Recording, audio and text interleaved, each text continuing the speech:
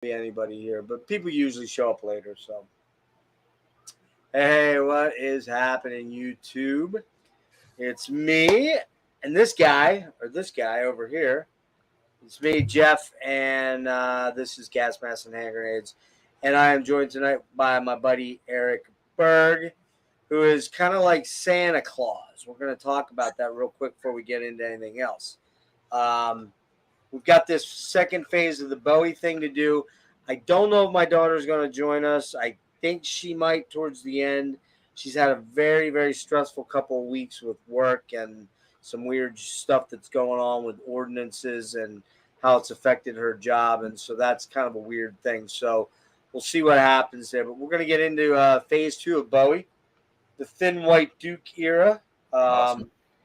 Starting out with that, anyways. And we're going to go from station to station, which was the Thin White Duke era, and tour, rather. And then we're going to go all the way up to Never Let Me Down, which a lot of people hate that album. I don't hate that album. The one before it, though, yeah, it's not too good. Which albums do you have? Do you have any of these albums, dude, or no? Yeah, I got Station to Station, Low, Heroes, and Lodger. Okay, and cool. Scary Monsters. Okay, I have everything but Tonight. And after listening to that, I don't think I know why I don't own Tonight. So, so we'll get into that. There's some stuff to talk about with that album. Very problematic. But yeah, if you want to learn about Bowie and the historical stuff, the link is in the description for the first part of the Bowie thing that Maddie and I did back about a month and a half ago, where we did the Darum David Bowie album and the first David Bowie album, both self-titled, all the way up through Young Americans. So we're getting into phase 2. We're going from 1976 to 1987. And we're not going to get into the history of Bowie because as far as who he is and all that stuff, because you can get that out of part 1. We'll talk about the history that's relevant to these albums. There's a lot to get into with them. So the first, before we do that, though, again, this is Erik, we got on the left. Erik Berg, and his channel is Psychic Vacuum. He's promising he's going to put something up soon. He's had fire scares and forest fire scares and work stuff and all that kind of good stuff going deep on. Dives. Deep dives, yeah, a lot of deep dives. Yeah, he's been very, very. He's been in demand. You did the deep dive with Eli on. I always forget the name of his channel. Hymns to the Great. Dark Hymns from the Cold North. There we go. Yeah, you did Rush ranking. That was a ranking, right? Yeah, not as deep as this. Right. And then you've done Scorpions with me. You've done Frank Marino, and Carcass, and you've also done a bunch of hangs when we've just done the regular live stream. So you've been a busy cat, man. You haven't had time to work on your own stuff. So I'm probably going to leave you alone for a little while. Yeah. But before I do that, I just want to say something about this young man. And I say young man because you're the age of my kids. So, in fact, you're right in the sweet spot between Maddie and Lauren. So, this guy a couple of days ago said to me, "Hey, does your mail come to your door?" And it didn't dawn on me because I just had a lot going on and I've not been feeling very well at all. And it didn't dawn on me. I'm like, yeah. What do you mean? Well, what do you mean? We have a mailbox. He said, well, like packages and stuff. I sent you a little small package. I'm like, oh, okay. Didn't even dawn on me that he never asked me for my address. And that didn't hit me until much later. But anyway. Thanks, Rick. Yeah, Rick. Thanks, buddy. So the upshot of it is that last night around 4 a.m, I went to take recyclables out because my sleep schedule was so wacky. And I almost tripped and fell over. I actually stepped on it and kind of jumped off of it. It was a sturdy box, so it didn't crush. But I was like, what the fuck? And then I'm like, oh. And I brought it in. I'm like, oh, this must be the box or the package that Erik sent. And I was expecting, to be honest with you, dude, I was expecting like a mailer envelope with a CD in it, you know. That's what I was expecting. Like, at worst, I was thinking, oh, he's going to send me a CD of some sort or something, you know. And you kind of did, but not exactly. So I took the stuff out, came back in, and I'm fighting to get this thing open. And I get it open, and it's wrapped with tons of bubble wrap, and I'm like, what the fuck? I get down to right to the point where you taped up the last batch of bubble wrap on it, and it suddenly struck me. I'm like, God damn it. This kid freaking sent me the Frank Marino Blu-ray box DVD box set. I just knew right away. And I opened that up, man, and I got fucking teary-eyed. I'm like, God, what? Why would he do that? Why would he do that? That's what I was thinking. I'm like, why would he do that? And then a little later, I'm like, how the hell did he get my address? Now I wonder what's going, then it dawned on me, right? So anyway, what he did was I showed this on my Instagram earlier, but I'm going to show it real quick, and then we're going to get into Bowie, I promise. But he sent me, hold on a minute. I didn't have it out like I thought I did. Where are you? What are you hiding on me, man? Oh, it's covered with blankets. You son of a bitch. Where are you? There it is. All right, Rick. It's here. I swear to God. Just I got it. don't sleep on top of it.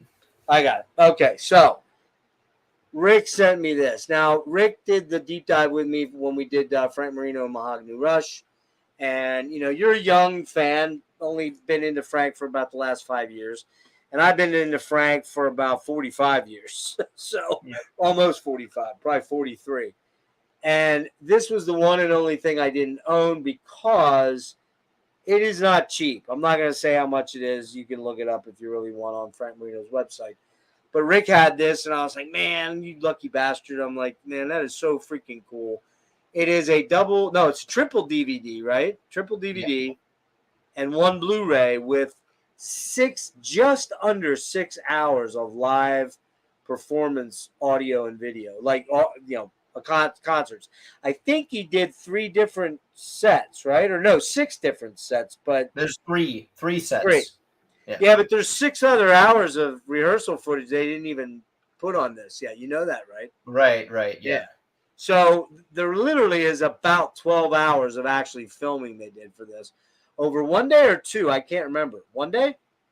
I can't remember. Might have been 2. But the funny thing is, when I did the interview with Frank 2 weeks ago, was it 2 weeks ago or week and a half or so? Week and a half, yeah. 2 weeks ago this Friday. I guess Erik finally got to watch that, and he was taken with the fact that I was talking to one of my absolute teenage. I was 13 when I first heard him, 12 or 13. But this guy is a boyhood hero of mine, and not the least of which that Frank looked like he was like 40 when he was 20, but because he had the porn stash and looked fucking wickedly cool. But Frank was just super freaking cool and still is super freaking cool. And getting to talk to him was a thrill of a lifetime. But when we got to talking about this, I didn't have it and couldn't show it and really couldn't talk about it because I'd never seen any other than 3 tracks that are on YouTube. Sorry. I really didn't know what this consisted of other than the set list. And I guess, Rick, you saw me talking about this, and as you put it, when you saw my passion for talking to Frank, you were like, I just had to send it to you. And I'm telling you guys, this was not a $20 DVD, okay? Just putting that out there. This was pricey because Frank did it all himself, self-produced, no label behind him. They self-produced it and self-manufactured it and put it all together. His wife and him and the video camera team. A labor of love this thing is. And it's the only thing he's ever going to do like it, ever. And so it's salty. So this, man, dude, this means more to me than you could ever know. I kid you not. This is so freaking cool. I didn't get around to getting to it today because I just had too much stuff going on. Otherwise, but I will get into it. When I watched it, I've actually only watched the entire thing once, just because it's something that I don't just put on. You gotta be you gotta immerse yourself, right? You gotta focus. I didn't watch the entire thing all in one go either. But just that's a lot. I don't think I could watch it for 6 hours. I really don't. As much as I love him, I might get 3 in and need a break. You know what I mean? That's a long haul there. So Rick, thank you for that so much, dude. I really appreciate that. Yeah, man. Doing the deep dive and stuff, I could tell like how much you love that band. And like you said, like 40 years you've been a fan or whatever, 45 years. I've only been a fan for 5. So you just need to see it, right? Well, so here's the deal. I had to make it happen. If I'm here for a while yet and I get Frank back on, because Frank actually, I told him about this, sent him an email, and he responded to me. He said, wow, that's awesome. He said, well, how about we talk sometime soon again? So if we do that, I'm gonna have you on for that. If it's, if I'm not too sick too soon here. But so let's get moving on with Bowie. As I said, my daughter may or may not join us, but let's get into these albums, man. Are you ready? Yep. All right, dude. So the first one we're going to talk about is released January 23rd, 1976. I have 2 copies of it. I have the reissue in 2015. I think it's 2015. 2010, sorry. Oh, look at you. Nice. Yeah. This is not an original. It's like a 2018 remaster or something like that, or 2016, but yeah. This guy right here, you're part of this. You were part of it. You were a culprit in this, man. You were an accomplice, apparently. I don't know if you saw what I was just talking about. Rick sending me the Frank Marino stuff was unbelievable. So, so this is the original here. Well, it's not the original. This is probably this is a 99 remaster. But I bought this one because I found it in a going out of business. Do you remember? Did you guys ever have coconuts? Like a mall store called Coconuts? Rick probably remembers them. They were owned by the same people that do FYE, For Your Ear or whatever, the mall stores. And they were a strip mall store, and they were going out of business. And this one was like $10. And what's cool about this is that let's see if I can get the lid off. It's like a box set or something almost. Yeah, they put a big box set out with the vinyl and everything. But since I'm not a real super duper vinyl guy at that time, I didn't really want it. But what's cool is it's the remaster, the 2010 remaster, okay? And then you have also Live at Nassau Coliseum 1976. Nice. In Uniondale, New York. So this is pretty cool because this has a lot of early stuff up through Station to Station on it. So pretty cool. So that's why I grabbed it, because it was only like $12 for these. And then it's got some cards, like, look, you see the While You Were Out thing here. Which here's the book. It was signed by David Bowie, man. Man, that would have been cool to have that. But yeah. Limited edition of 2000. No clue what that cost. At that time, I was a big Bowie fan, but not big enough to spend that kind of money. And then these cool postcards that were in here. Nice white Les Paul there. Custom. Oh, wait, no, is that it? Yeah, it's custom. And, stuff like that. And then a good booklet. And so, yeah, I had to have this, man. It was cheap enough at $12 or $13 or something like that. I'm like, yeah, that's what I'm going to do. So, yeah, so this came out January 23rd, 1976. It was recorded at Cherokee in the record plant in Los Angeles, where David Bowie was living.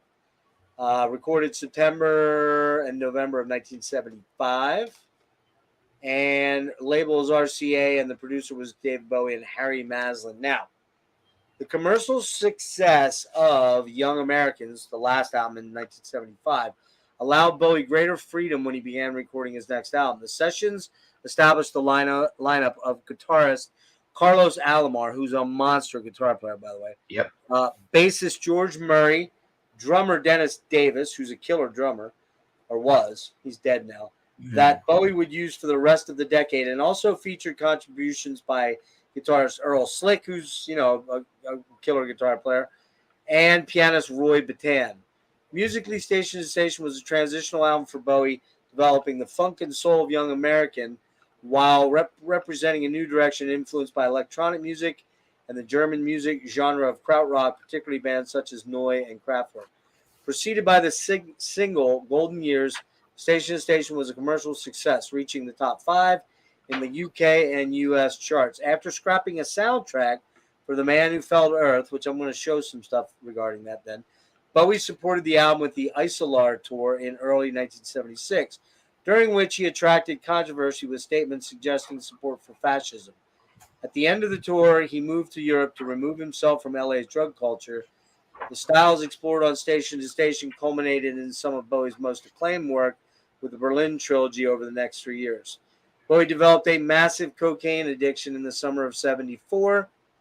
The Alan Yentob documentary Cracked Actor depicted Bowie on the Diamond Dogs tour in September 74, showcased his mental state. Bowie said in an 87 interview, "I was so blocked out, so stoned, it's quite a casualty case, isn't it? I'm amazed I came out of that, period, honest. When I see that now, I cannot believe I survived it." And it is hard to believe, man.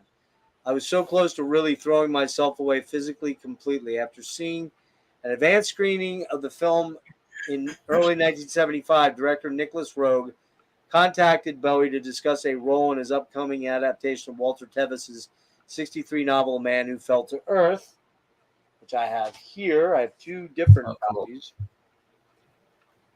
Have you seen this? No, I was trying to find time to watch it the last week. You have it? You own it? No. All right, I let can me get look it in there. on. One of these is probably going to come your way. I got to check and see what the deal on this. This is the Criterion DVD with the book. It's actually got the actual book.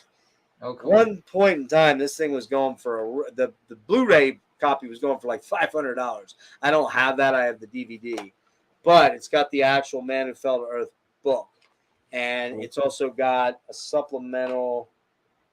Might be the soundtrack, is it? No, supplementals. I got to look into seeing what the deal is on this, but I'm going to probably hook you up with one of these. I also have the Blu-ray version that it came out 2016 on Canal, Studio Canal. This has everything in it, 2 or 3 Blu-ray discs, the whole 9 yards. So let me look into that and see what I can come up with there. Yeah. But that movie, if you've never seen it, is killer. It's about David Bowie's basically he's an alien that comes to Earth looking for water, and he becomes a business tycoon. It's pretty fucking cool. This picture on the cover is actually from the movie too, right? That's right. He's coming out of the spaceship. Okay. Yep. So I'll wrap up here real quick. On his arrival in L.A., Bowie stayed with Glenn Hughes. You know who Glenn Hughes is, right? Of course. Yep. And I'm sorry. Bowie accepted the role for Man Who Fell to Earth, moved from New York to Los Angeles, California, where shooting was to take place. Upon his arrival, he moved in with Glenn Hughes, bassist for the English rock band Deep Purple. He also visited his old friend, singer Iggy Pop, in rehab. The two would attempt to record some material in 75, but those sessions were unproductive due to Pop's heroin addiction. Hughes told biographer Mark Spitz that Bowie lived in an increasingly paranoid state, recalling he refused to use elevators because of his fear of heights. His addiction severed friendships with fellow musicians Keith Moon, John Lennon, and Harry Nilsson. And that's saying something because all those guys had addiction issues, especially Keith Moon and Harry Nilsson. Yeah. If you really want to lose all your friends and all the relationships you ever had in you held dear, cocaine is the drug to do it with. According to biographer David Buckley, Bowie's diet now consisted primarily of red and green red bell peppers, milk, and cocaine. Bowie later admitted that he only weighed 80 pounds at the end of his addiction and was zonked out of his mind most of the time. Hughes said Bowie would not sleep for 3 or 4 days at a time. That's fucking insane. Because I know it's like going a day without sleep, you know. With the station-to-station sessions completed in December of 75, Bowie started work on a soundtrack for The Man Who Fell to Earth with Paul Buckmaster, whom Bowie worked with on Space Oddity. Oh, there you go.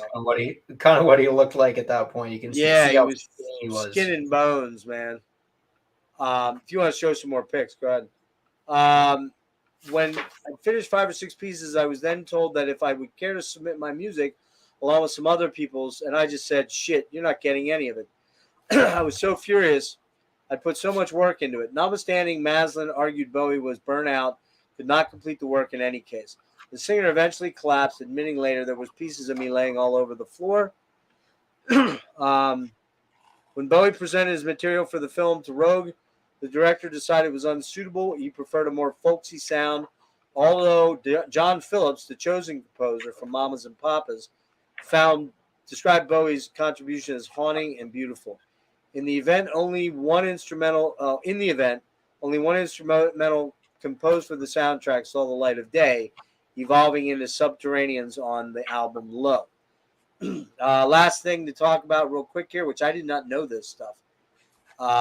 Bowie drew criticism during the tour for Station to Station for his alleged pro-fascist views.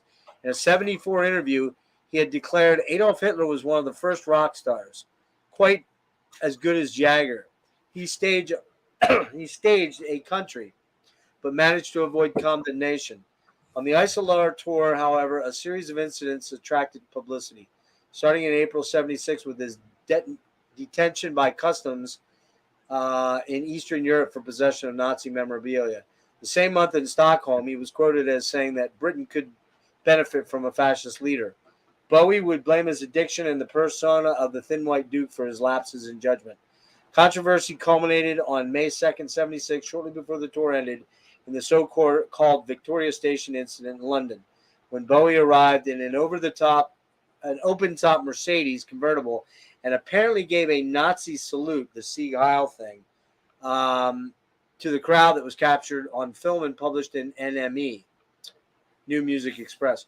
Bowie claimed that the photographer simply caught him in mid-wave, a contention backed by young Gary Newman, who was among the crowd that day. Think about it. If a photographer takes a whole motor-driven a whole roll of motor-driven film of someone doing a wave, you will get a Nazi salute at the end of each arm sweep. All you need is some dickhead at a music paper or whatever to make an issue out of it. So there you go. Those are some of the background things to this album, and 6 tracks on this album.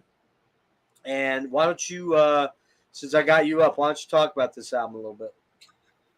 All right. Anything you want to add, go for it. You pretty much covered the whole background, I would say. Okay. Yeah, I don't have a whole lot of other stuff here. Super influenced by like funk, especially, and soul kind of stuff. Yeah, he had absolutely no recollection of recording this album afterwards, which is kind of crazy because it's pretty good. Mm-hmm. This was definitely like I would say his most dense and like layered album so far at this point. Just like really, a lot of layers to the production and stuff. Yeah. So songs, I mean, Station to Station, Bowie's longest song ever, and one of my favorites. I didn't actually like it at first. I first heard this album when I was getting really into like prog, 70s prog and stuff like that. Mm-hmm. And it simply like, I thought it was too basic. I thought it was boring. The first couple times I heard it, I was like, I can see that, yeah. Like I wanted there to be like 6 more parts to the song kind of thing. But Right. it definitely grew on me. Yeah, that first groove that drops in after all those weird like psychedelic industrial kind of sounds. It's like a locomotive, station to station. Yeah, kind of. Train station. Yeah. But yeah, that groove that drops in is just like so good. I could listen to that. I honestly wish that section was longer almost. And then he comes in with that the return of the Thin White Duke, throwing darts in lovers' eyes, and then it fucking it's such a drops cool back fucking line, man. Throwing darts in lovers' eyes, man. Those like little guitar, I couldn't quite place those guitar lines. It's almost kind of a reggae type thing.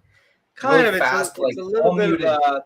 It's a little bit of a ska. It's a little bit of a ska sort of thing, and it's funk. Carlos Alomar is a super killer funk guitar player, man. Just absolutely. Unreal.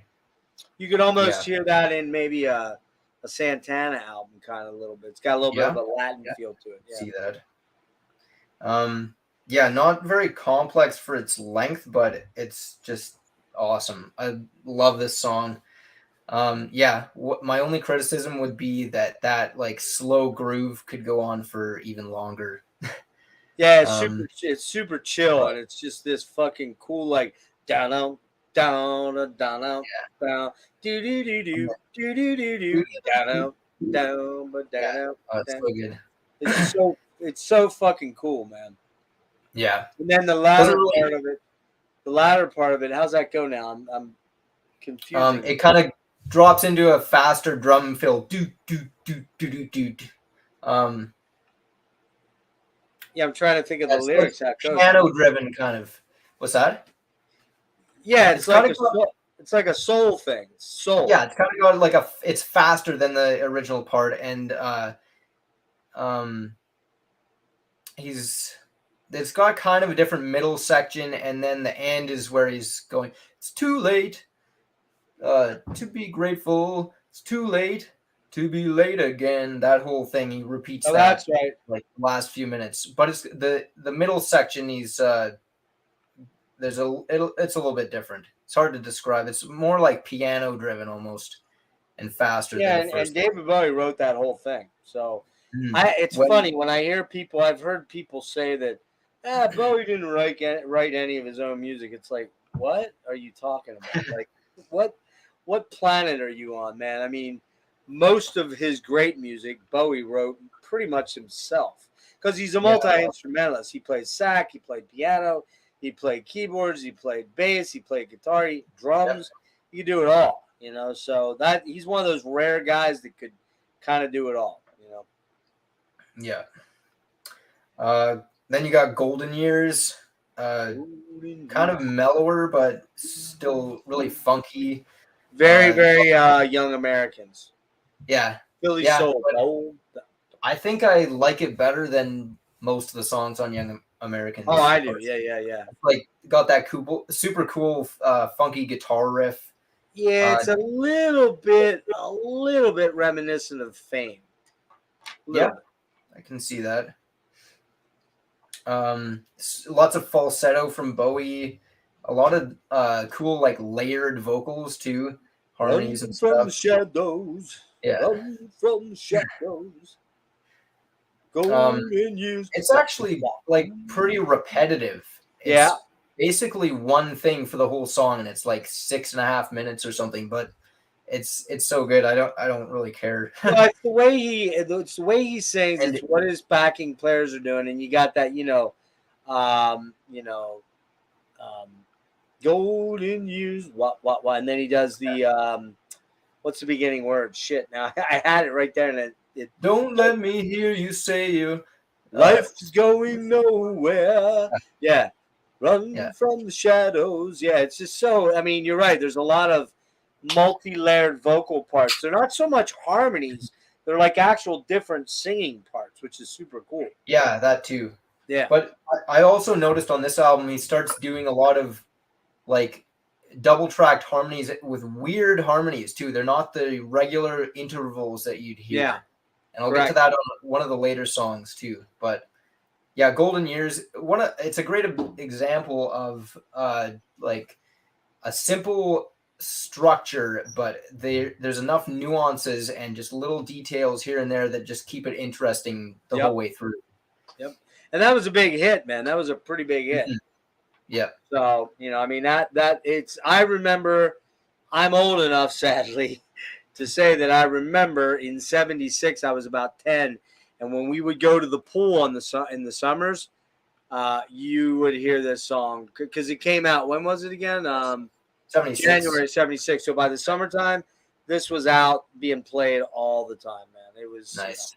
That and Fame, two huge hits, from the prior album. So yeah, I've heard Fame on the radio. I don't think I've heard this that I can recall, but which one? I don't think I've heard Golden Years on the radio up here. Oh, really? Yeah. 70s classic radio. 70s classic radio you would now. Yeah.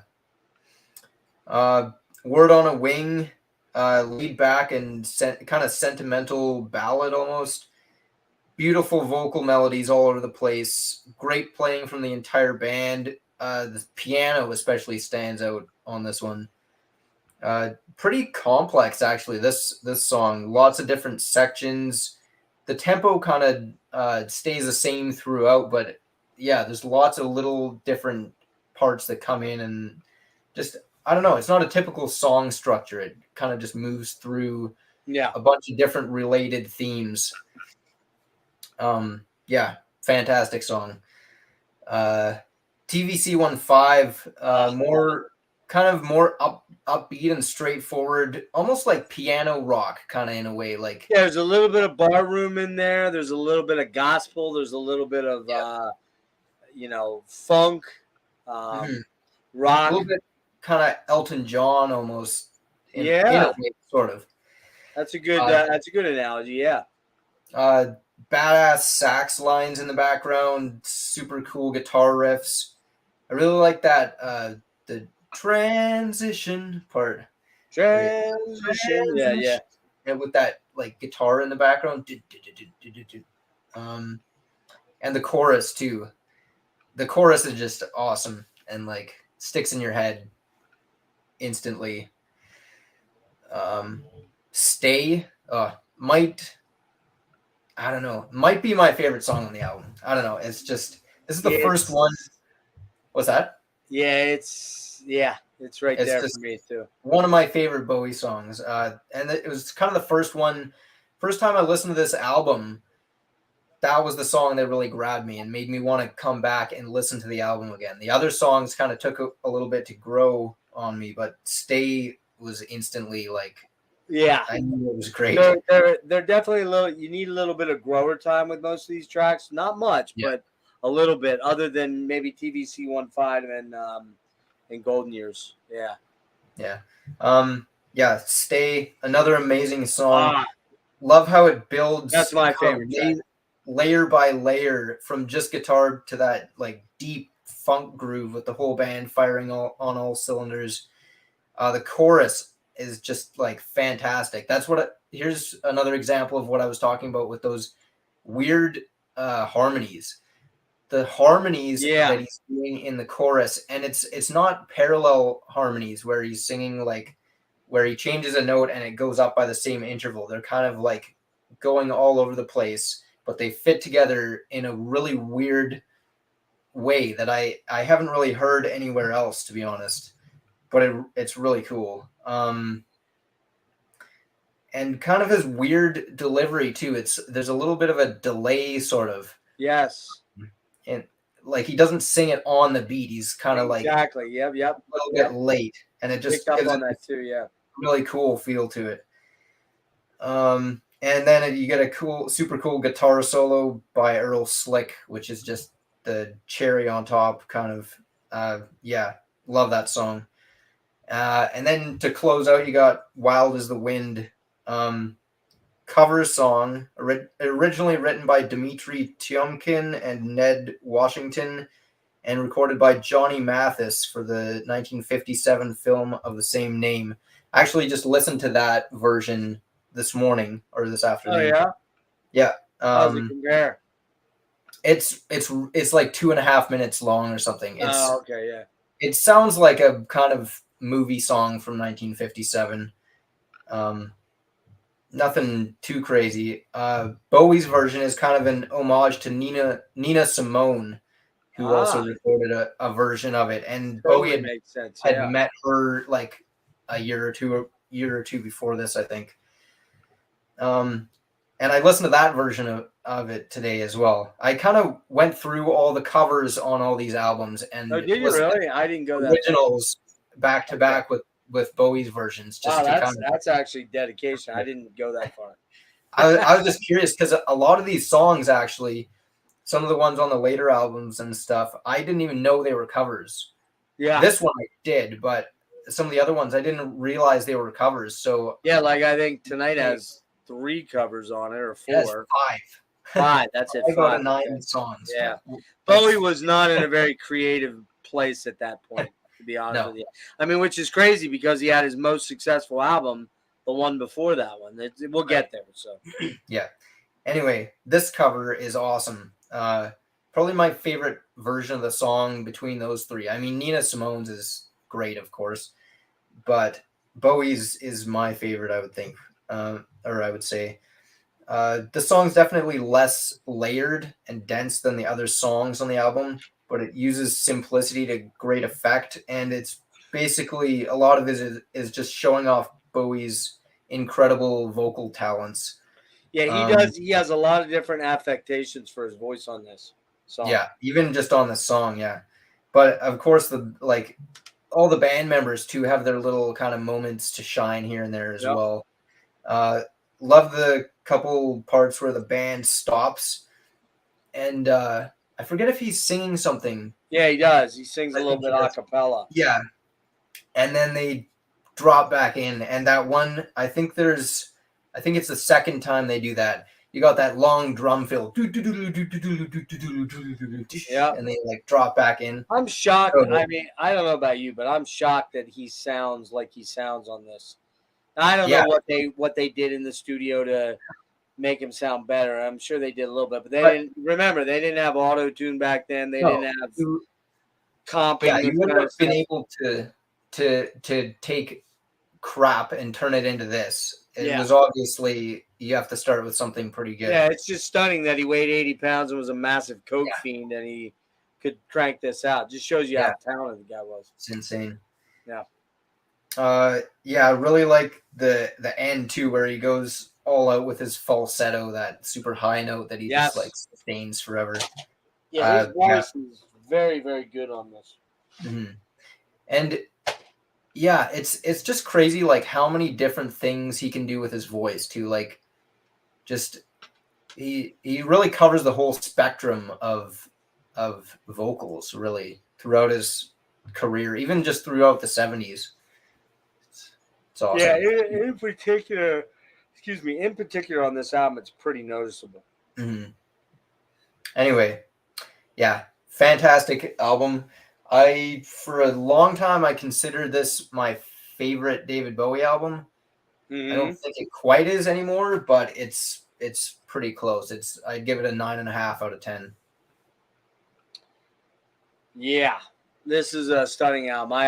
I kind of put a lot of my stuff in, but I'll do a couple quick hits. Station to Station, brilliant song from the opening train sounds to the chugging and return of the thin white tube.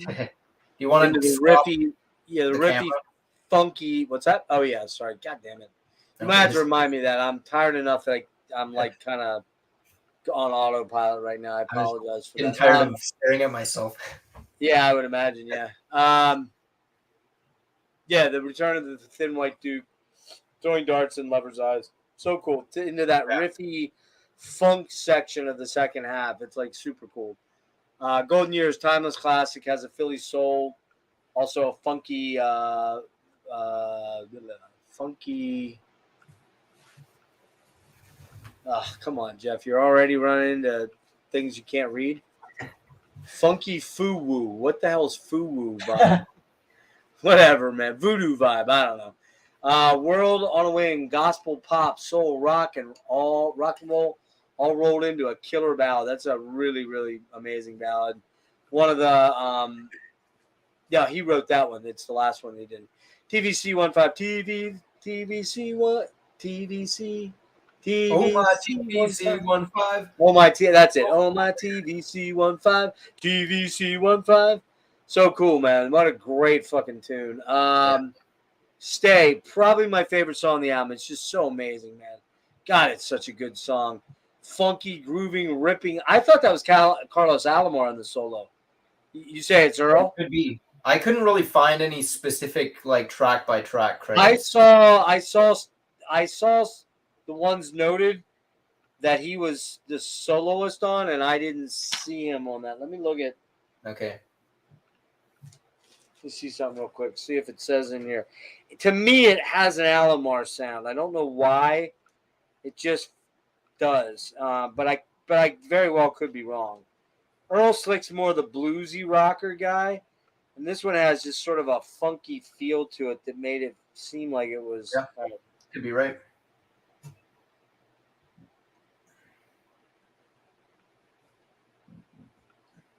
I can. No, I could try to look that up. While Yeah, I'm talking. looking. Well, you can look on Wikipedia. It lists the tracks that allegedly Slick played leads on, and I'm pretty sure Okay. it was not. Oh wait, yeah, it doesn't say in the booklet. So if you I'll find try it, to. if you find it, let me know. Yeah, I love that song, man. Super killer. Stay is like a super killer driving song. Yeah. Like that's like top down, let her rip, volume blaring, gorgeous song, man. Super badass. And Wild as the Wind, another banger of a track. It's just a gorgeous, gorgeous ballad. This is a monster album chock full of killer songs. So good, great performances. Makes no sense Bowie did this album while completely blown out on coke. I just don't know how that happened. And he had psychiatric issues too during this. So I am going to go a 9.85 out of 10.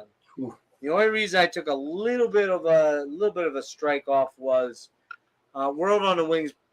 I like it, but it's a little long. So for that track, but I all right, usually we're moving on to low. I Yeah, the usually only go like 5 or 0.5s in my ratings. I Otherwise, cheat. I generally do, and I cheated there. It really should be a 9.75. I cheated. I do 2.25s. So yeah, we got Low here. Nice album there. Comes out January 77. So he's cranking these out pretty quick. Recorded September, October 76 at Chateau de Horoville. That's the one that Jethro Tull had the lost tapes at. yeah. And Hansa, which is in West Berlin. Producers David Bowie, Tony Visconti, who's often his bass player. This one, I didn't pull a lot of notes. You have any? Oh, wait, hold on. Low's the 11th studio album by David Bowie. After years of drug addiction living in L.A., Bowie moved to France in 76 with his friend Iggy Pop to sober up. There, Bowie produced and co-wrote Pop's debut studio album, The Idiot, featuring sounds Bowie would explore on his next record. After completing The Idiot, Bowie began recording the first of 3 collaborations that became known as the Berlin Trilogy with American producer Tony Visconti and English musician Brian Eno. Sessions began at Chateau d'Oroville in September 76 and ended in October at Hansa in West Berlin of that year, where Bowie and Pop had relocated. Side 1 consists primarily of short, direct, avant pop songs, fragments. Side 2 comprises longer, mostly instrumental tracks. 77, Bowie said side 1 was about himself, his prevailing moods at the time, and side 2 is about his musical observations of living in Berlin. Musically, one reviewer characterized side 1 as a direct extension of Young Americans and Station to Station.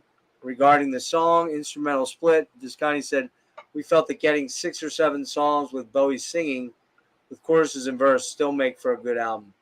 But then making the second side instrumental gave a perfect yin and yang balance."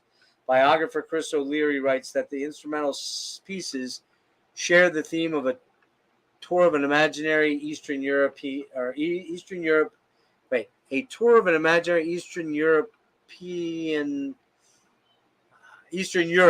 by the isolate paranoia character of Lowe's manic side. So go ahead, rip into this one, man. Any facts? Apparently, this is also from the Man Who Fell to Earth. That's the Man Who Fell. Yep, for sure. Another thing I just noticed, I think my old copy that I sold a while ago too had this. This is actually a sticker on here. Hype with the sticker. track listings. Yeah, it's weird. That's cool. Yeah. Anyway, random. Nice. Yeah, this is a fantastic album. Sure is. One thing I did want to mention on the last this is, I don't know, I feel like the Thin White Duke kind of era was only basically for Station to Station. He was already a little bit of the Berlin trilogy, but he started to sober up and divorce himself a little bit. Look wise, he was still kind of there. Yeah, I'm I'm the last person to defend like racists or Nazis or people like that, but I get the feeling he wasn't really ever full on that way. I feel like he just kind of went completely off the rails with He was fucking like in trouble, man. Like yeah. I'm shocked he lived. Yeah, and like he said, he was too.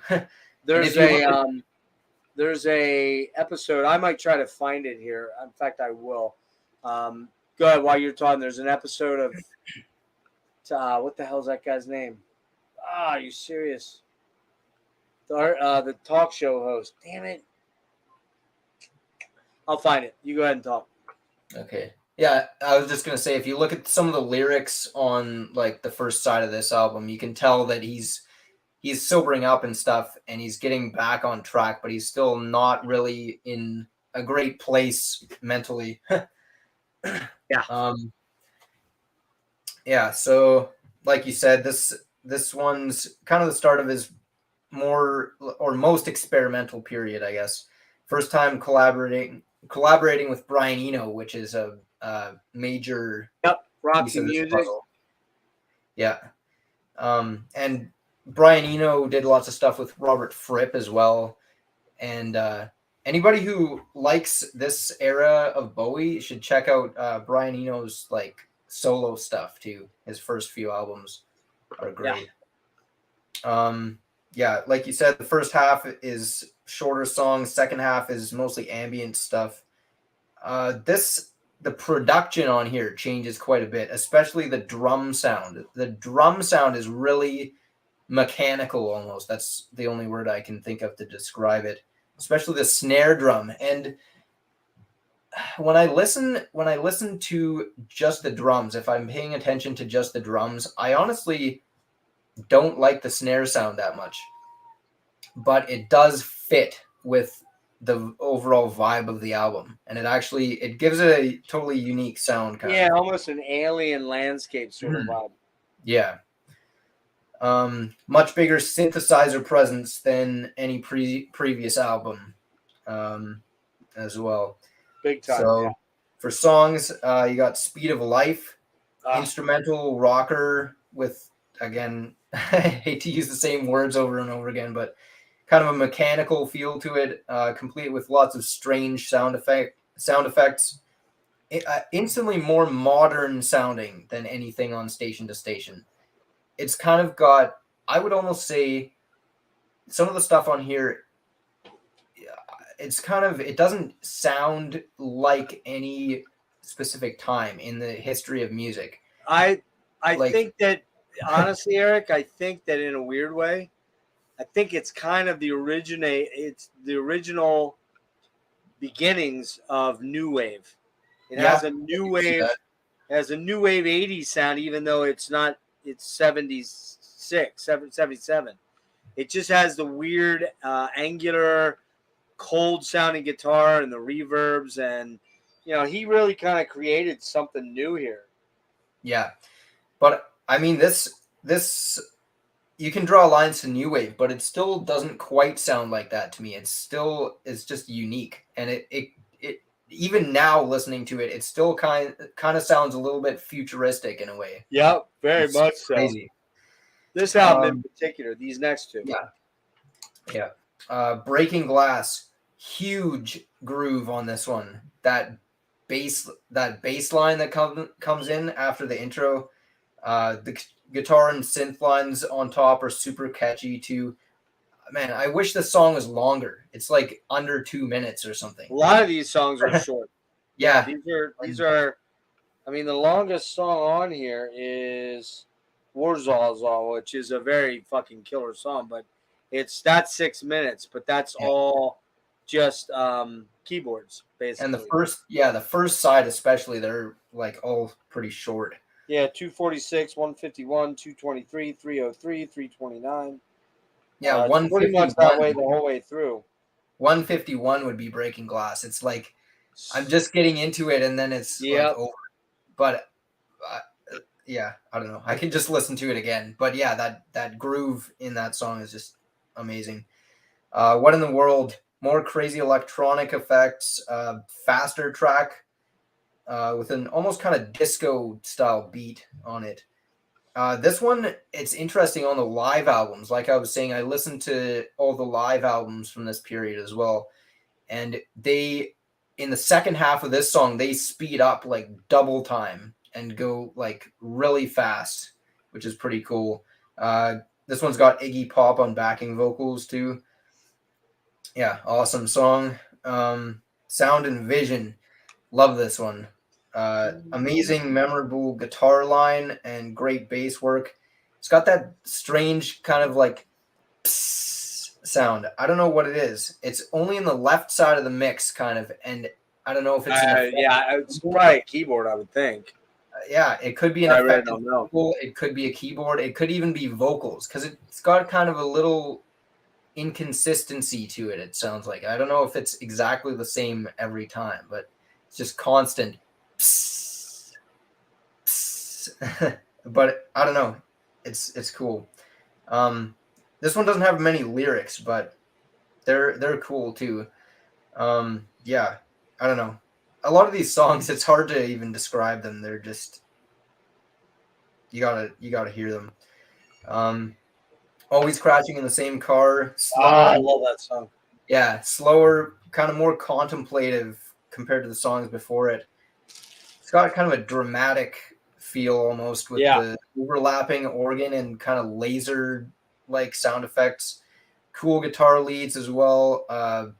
Bowie opts for a delivery that's closer to kind of spoken word for a lot of this song, but it really works. Be My Wife, driven by a great piano. Be my wife. But sometimes you get so lonely. Sometimes you just I nowhere. fucking love that song. Huh? Yeah. So I said, you get nowhere. Yeah, it's so good, man. It's so I've been all over the world. In case you didn't know, this is every place. This is probably my favorite album of the whole batch we're going to talk about. It's so different and unique and unto itself. Next one's pretty good too. I was trying to not do spoilers, but anyway. What's that? I was trying to not do spoilers. Yeah, it's my favorite too, I would say. Cool. Interesting how Bowie spaces out the lines in this song twice as much on the second verse. Like on the first one, they're like after each other, and then the second time around, there's like an instrumental bar after each line. Yeah, that is weird. You just said that. That's right. Yeah, that is weird. But it also shows what a genius songwriter is because he's trying something very different. That's most producers and record companies would be like, no, you got to do it the same you got to sing the verse the same this way and the chorus the same that way, and but he wasn't like that. Nope. Always experiment. A new career in a new town. Another instrumental alternates between an atmospheric synth-dominated section and a really satisfying groove with a cool harmonica line over top. Keyboard lines are really trippy in this one. I don't have a David Bowie shirt, but I don't know if you are a Neil Young fan at all. Rust Never Sleeps, yeah, man. My favorite. That's probably my favorite album. Yeah. And there's lots of harmonica on that. And I was wondering because I know Bowie was a big Neil Young fan. Yeah. And I wonder if that's where he got the harmonica. Probably. It's very possible. I don't know. I don't know if he ever talked about that, but he did cover that album rules, man. Sedan Delivery and fucking what else is on there? What's that? Powderfinger. Powderfinger. Oh, Awesome. And Into the Blue. Out of the Black. Pocahontas. Me and Pocahontas. Anyway. What's that? How's it go? And the Indian cheese. All right. Anyways, we're getting off. It's good. Let's not go on too much of a tangent, but I love that song though. It's so good. Yeah. But Bowie actually covered. I mean, we're not going to cover it in this section, but on a later album, he covers a Neil Young song. Does. Anyway, where was I? Warsaw. This is where things really shift. Incredibly atmospheric and kind of haunting. Almost Big time. entirely synthesizer used here, but all the different sounds used overlap and combine to completely envelop the listener. Vocals come in towards the end. Not any real actual language here, but it's kind of loosely based on Polish and very emotional. Yeah, that's oh, you know, how's it go? That's it. There you go. There you go. Yeah, yeah. I didn't know the words. I'm too tired to look them they're up. not But real that's words yeah. anyway, but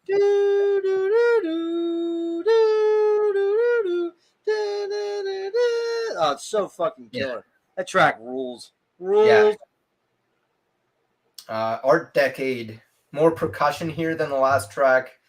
Something about this one reminds me a little bit of some of the music from Twin Peaks, if you're familiar with that at all. Yeah, dude. I don't know, something about the vibe of it, just the really Yeah. repetitive percussion underneath and stuff. Yeah, that one's a very dark and kind of ominous sounding song. Yeah. I had here again, very beautiful and washes over you in alternating waves of contentment and melancholy. Yeah, for sure.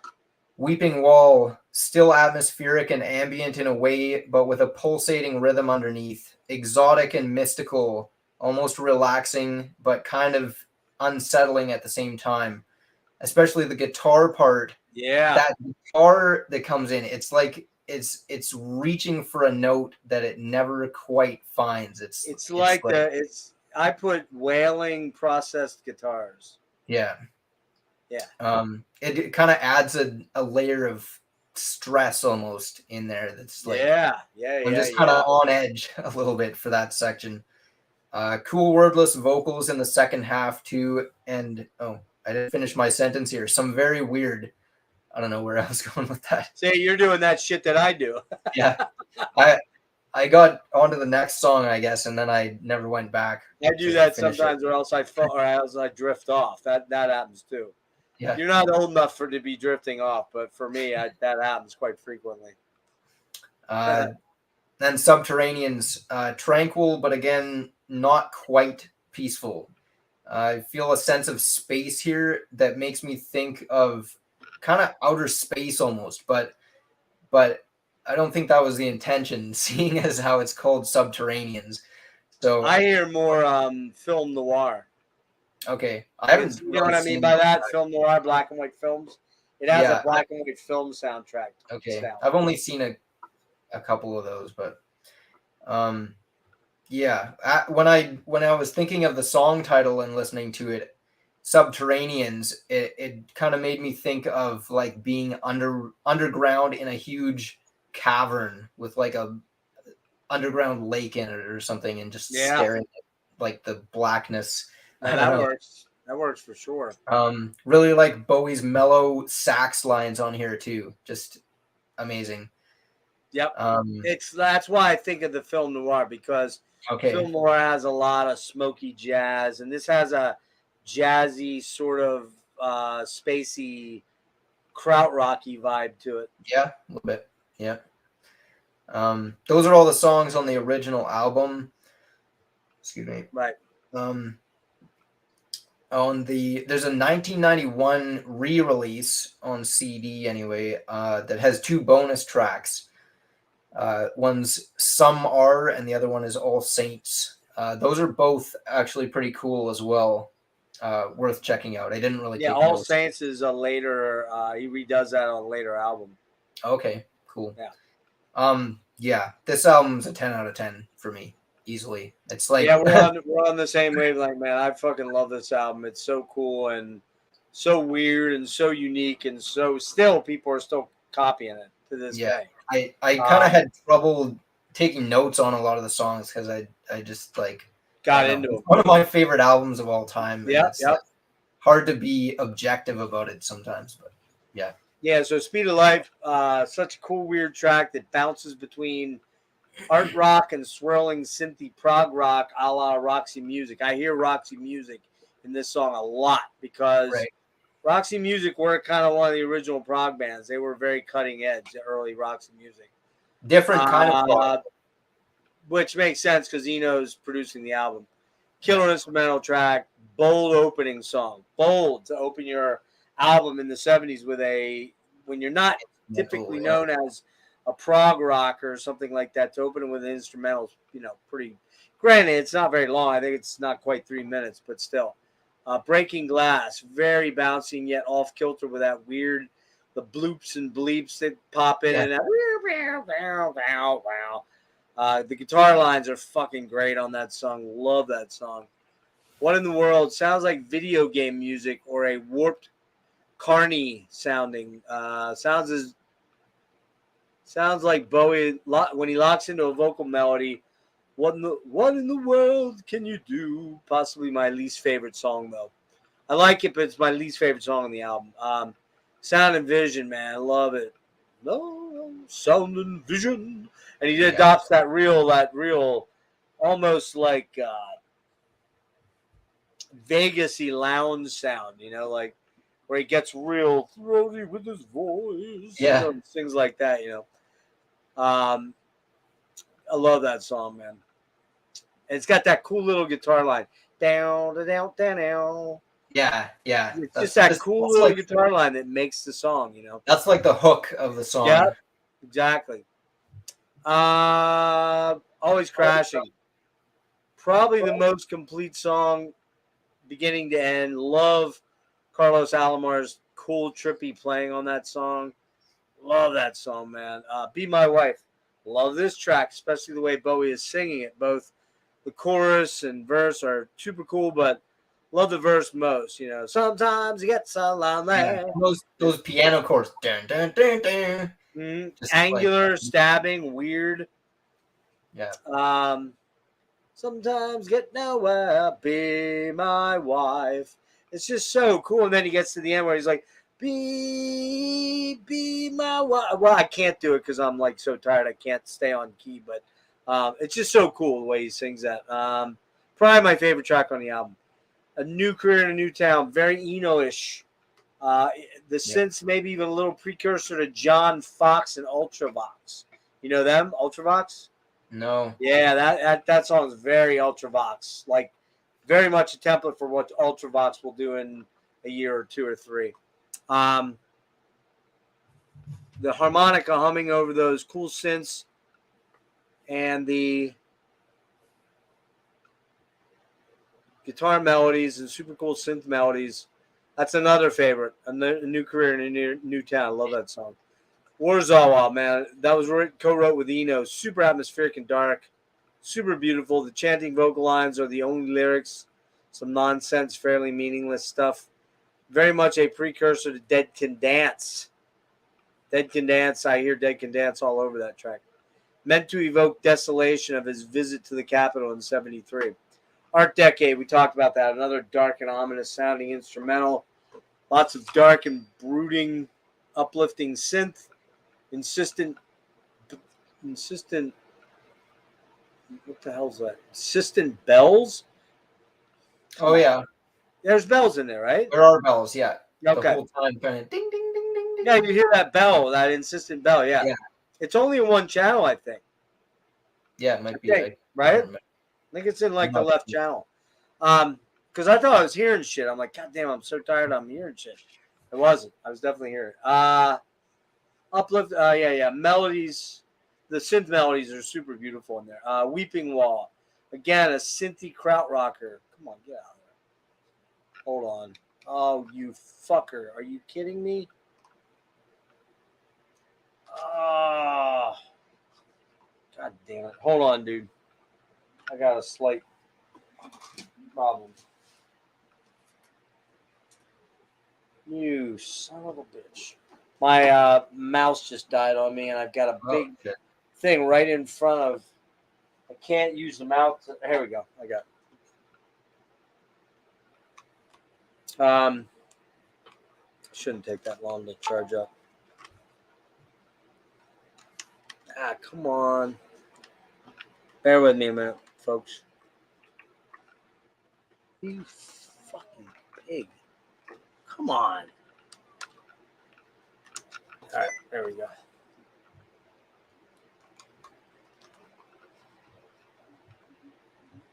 You son of a bitch. Hold on, Eric. God damn this thing. I forgot one thing to do.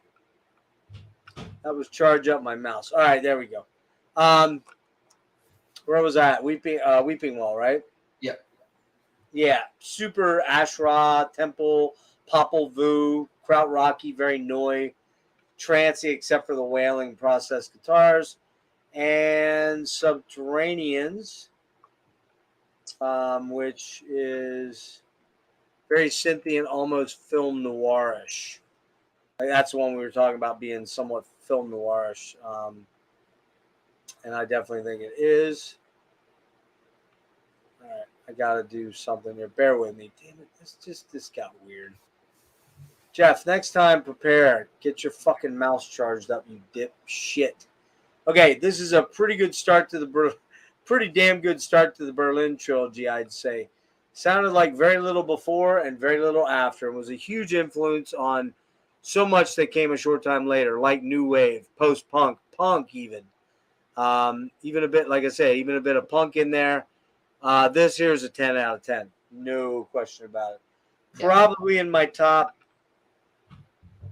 might be my second favorite Bowie. My first is always Diamond Dogs, but I love this album just barely, man. You spoiled the ranking now. But well, but we're not doing the rankings till the very end. Yeah. I'm surprised Diamond Dogs is your number one. That's I love that album. I love it too, but it's not like a typical choice. It's just a glam metal masterpiece for me, man. I mean, there's Chant of the Ever Circling skeletal people that that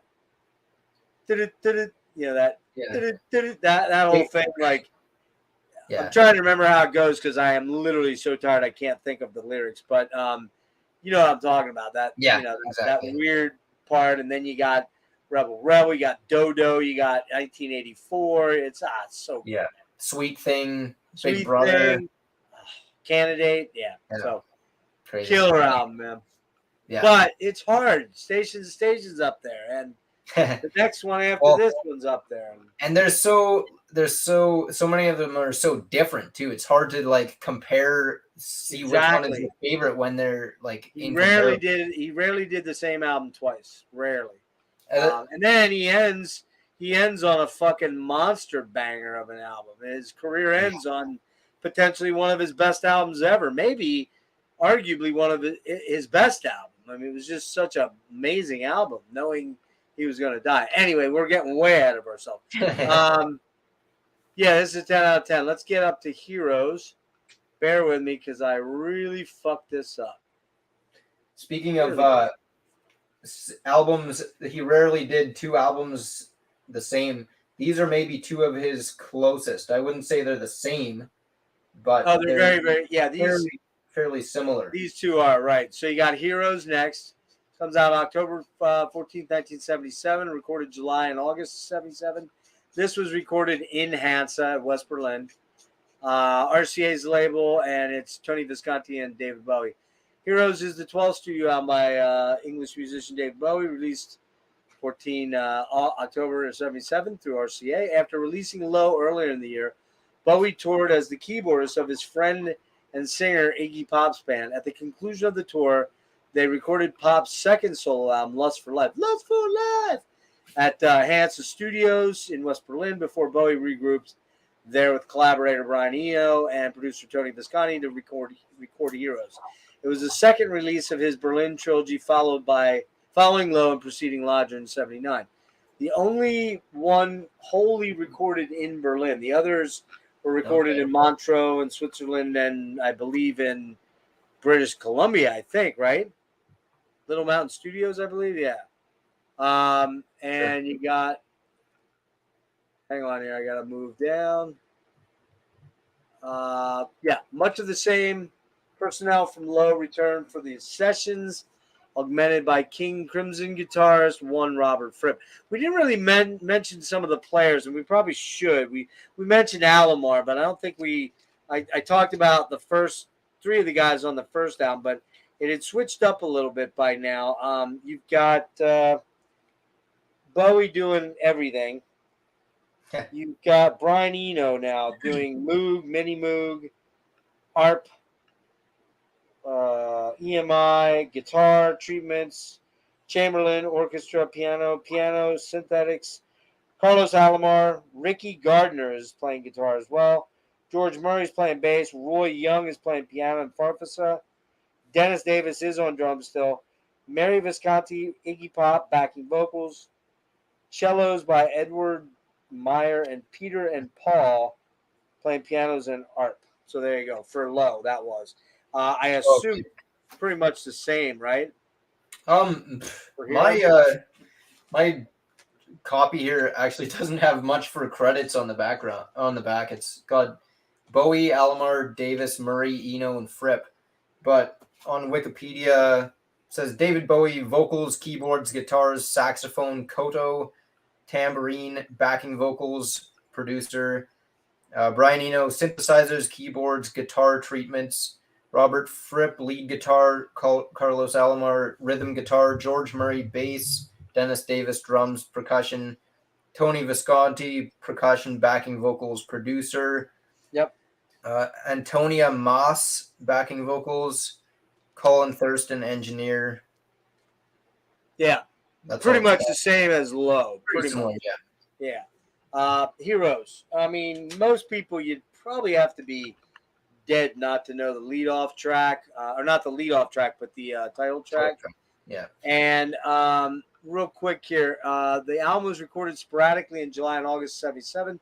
Majority of the tracks were composed on the spot in the studio. The lyrics not being written until Bowie stood in front of the microphone. That's crazy right there. Wow. The music builds upon its predecessors' electronic and ambient approaches, albeit with more positive tones, atmospheres, and passionate performance. The album also follows the same structure as its predecessor. Side 1 features more conventional rock tracks. Side 2 features more instrumental tracks. It was the best received work of the Berlin trilogy on release, with NME and Melody Maker each naming it in their respective album of the year, or naming it their respective album of the year. Bowie promoted the album extensively with television appearances and interviews. He supported Low and Heroes on the Isolar 2 World Tour through 1978. Live performances, which appear on the live album Stage. Right. This one right here. Double live album. Is that the extended version? Yes. Okay, yep. Cool, yeah. Yeah, this has all the tracks you can think of.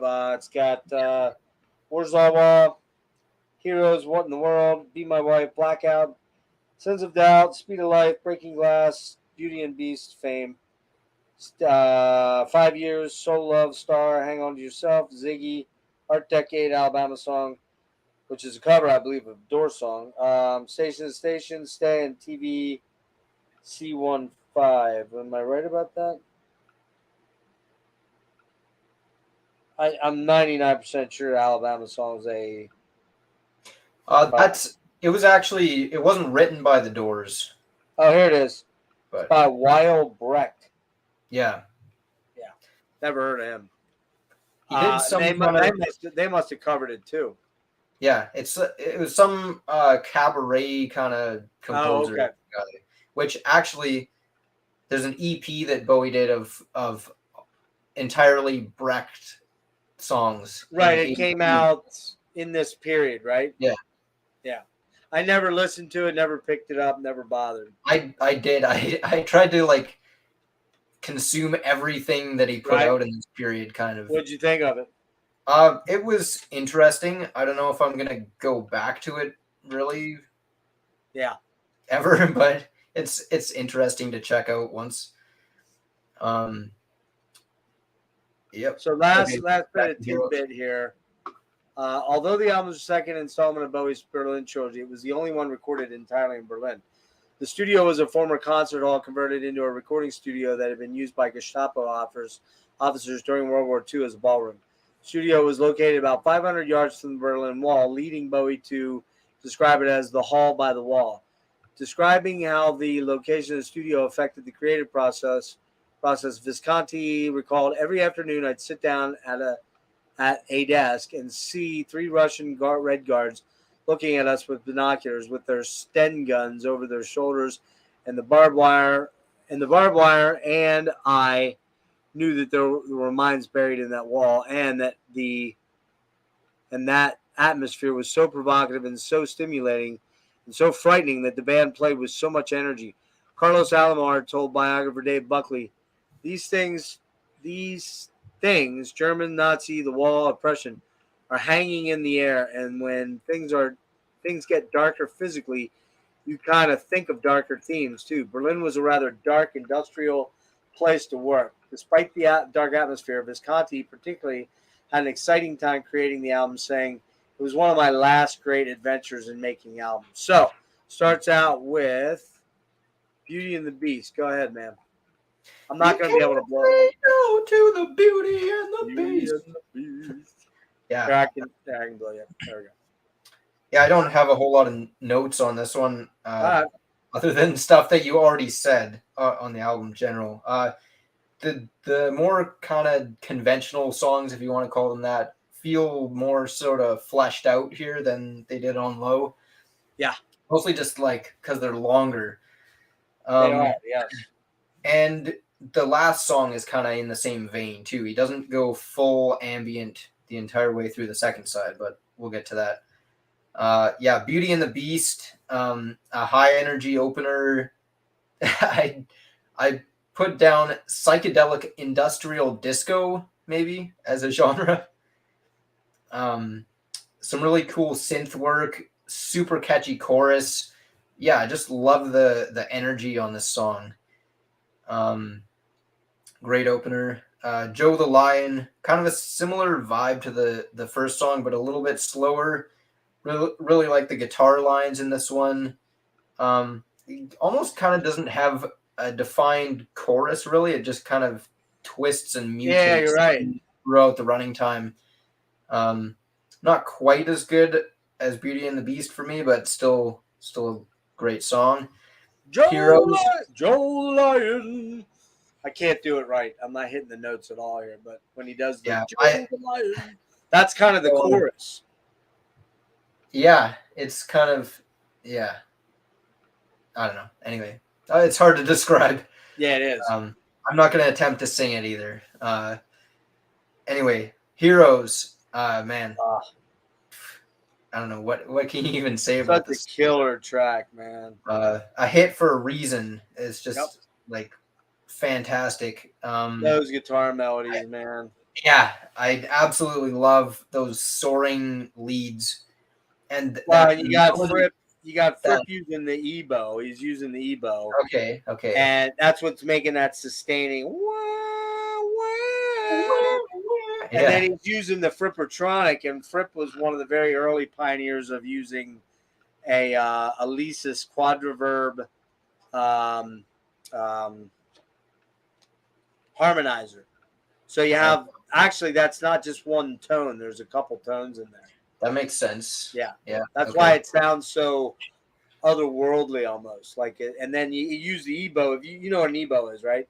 It's a little electric.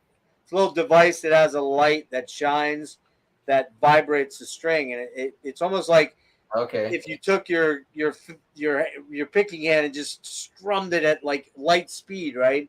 The light actually activates the strings so that it's kind of like it's almost like a violin bow, but you're not using a bow.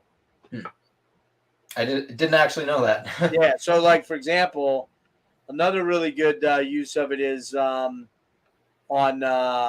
the Drapery Falls on Opeth.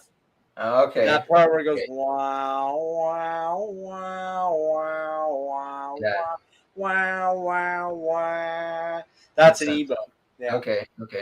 And if you've ever heard like In a Big Country, you ever hear that song? In a Big Country, dreams say. 80s song, really big. That's E-bow too, yeah. Okay. Yeah, man, that melody, that guitar melody in the chorus, so good.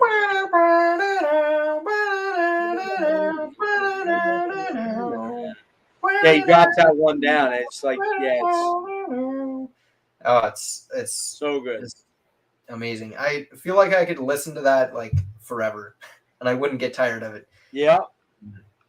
Super cool how Bowie takes things up a notch about halfway through by singing in a higher octave and also kind of increasing the intensity of his delivery when he's just like almost not quite screaming, but he's just like, Nothing can keep us apart. We Yeah. can be heroes just for He's- one. he's not even like singing that much of a melody. He gets a little kind of atonal in spots. Yeah, but it is. You're right. works. Which he would do that sometimes when he would kind of scream. If you Yeah. know what I mean. His screams Yeah. weren't screams, but they were this kind of. Well, I would say Yeah, they're getting pretty close on a yeah. later album that we're gonna get to. But, Oh yeah. Yeah, and the backing vocals to really enhance it. Yeah, just a total classic song. Banger. Sons of the Silent Age, another stunner. Great sax lines in the intro. Amazing phased. I think it's phased guitar maybe in the verse.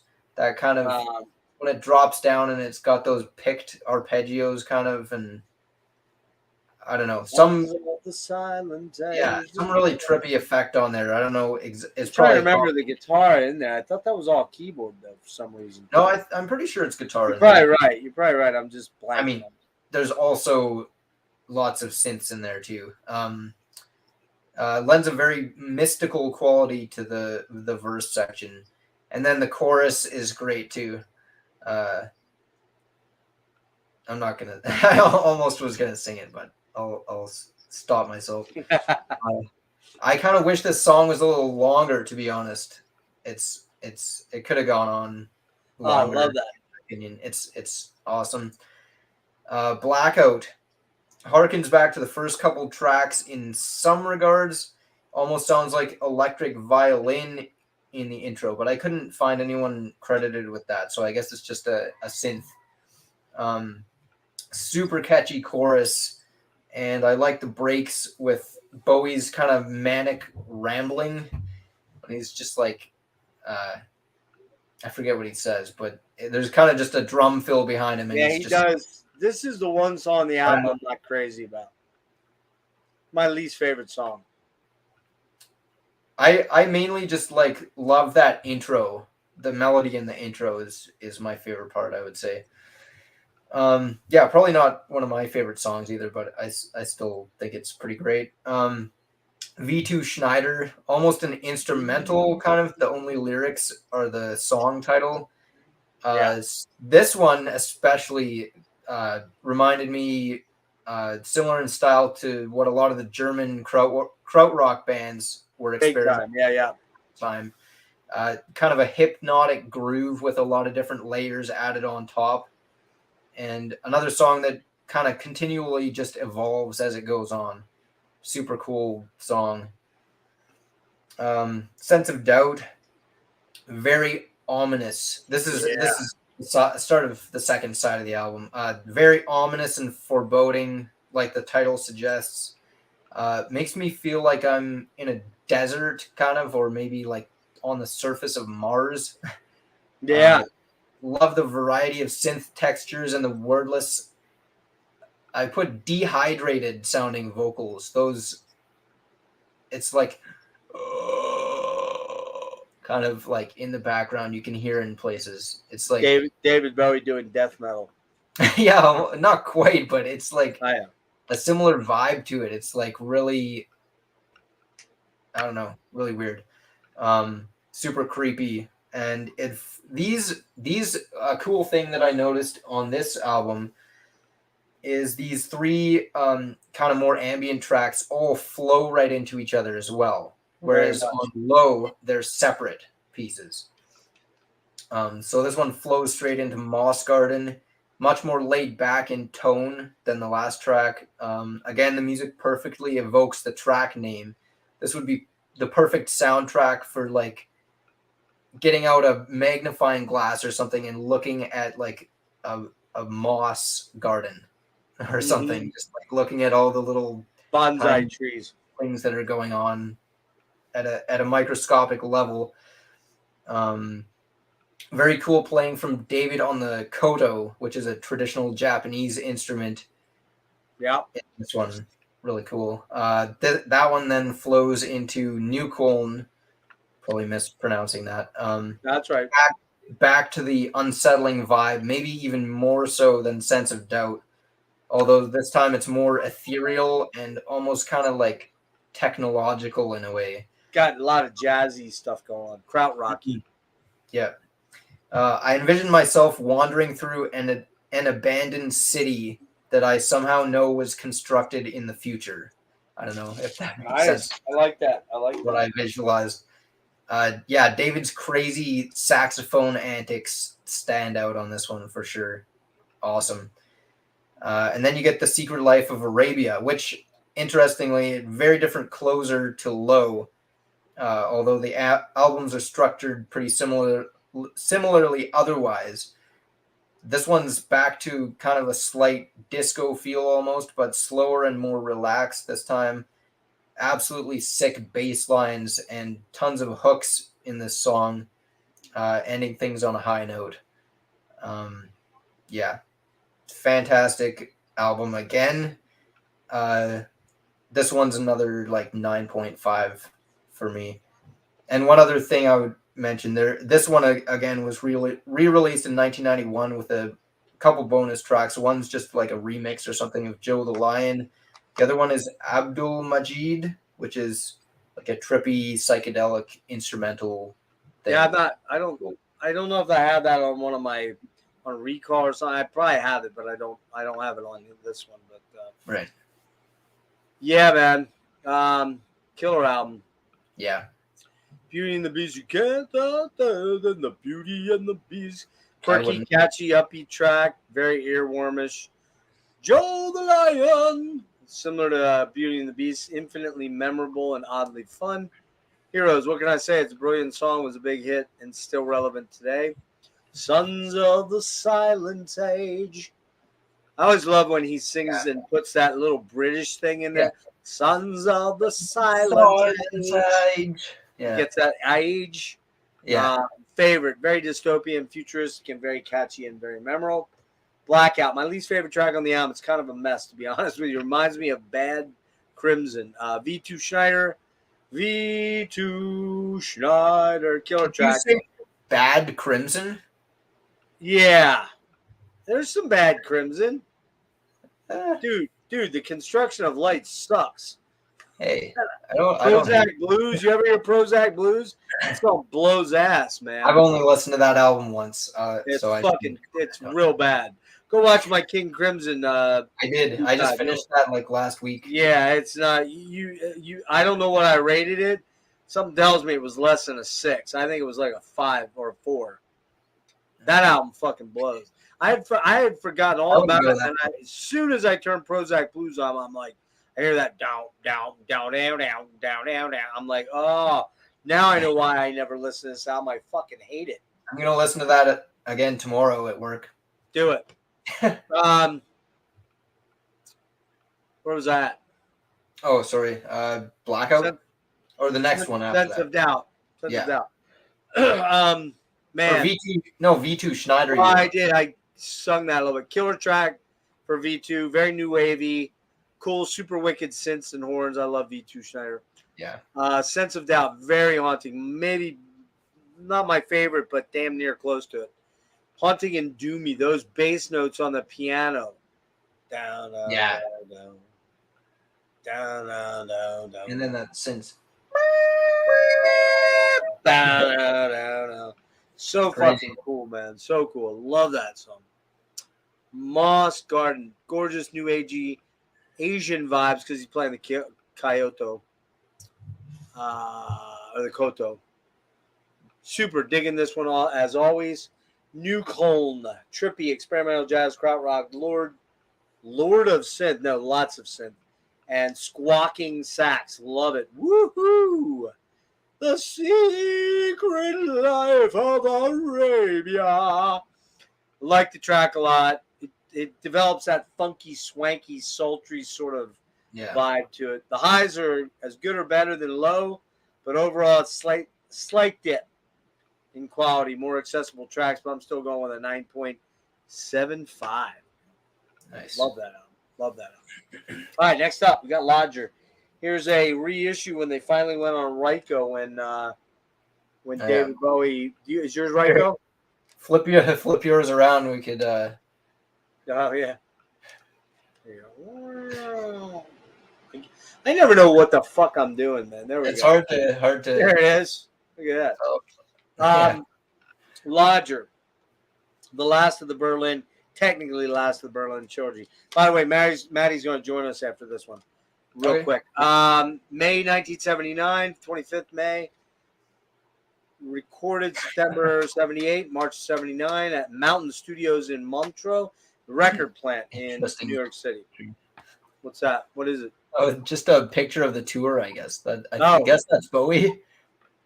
Wouldn't really recognize it is. Yeah, he's dressed up as women.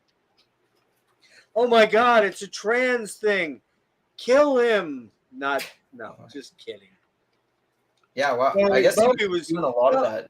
Bowie was more of a trans person than most trans people are back in like 70. He was doing the androgynous thing before anybody more or less was doing it, right? That was of that high profile. Anyway, this comes out in 79. It is produced by RCA label and produced by Tony Visconti and Dave Bowie again. Recording for Lodger began during the 4-month break in the Isolar 2 World Tour during September 78. Although Lodger is known as the final release of the Berlin trilogy, it was largely recorded at Mountain Studios in Montreux, Switzerland, with additional recording to finish the album at Record Plant in New York City. The atmosphere in Montreux was very different from that in Berlin. The studio was built on the site of a previous studio that had burned down. That's the one, you know what that's from, right?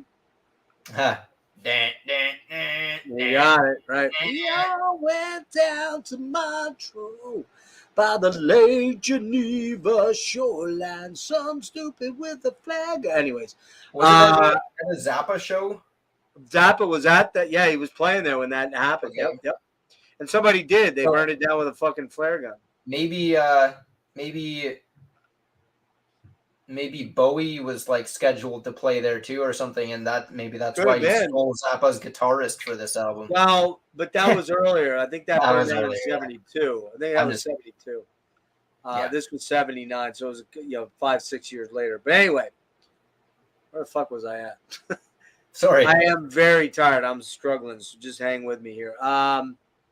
Yeah. Whereas Hansa Studios was located near the Berlin Wall. Mountain Studios was located in the Alpine Retreat. Guitarist Carlos Alomar described the location as boring, preferring the excitement of Hansa. Mountain also lacked the Hansa acoustics. Many of the same musicians from the previous record, Eno, Visconti, Alomar, Dennis Davis, George Murray, returned for Lodger.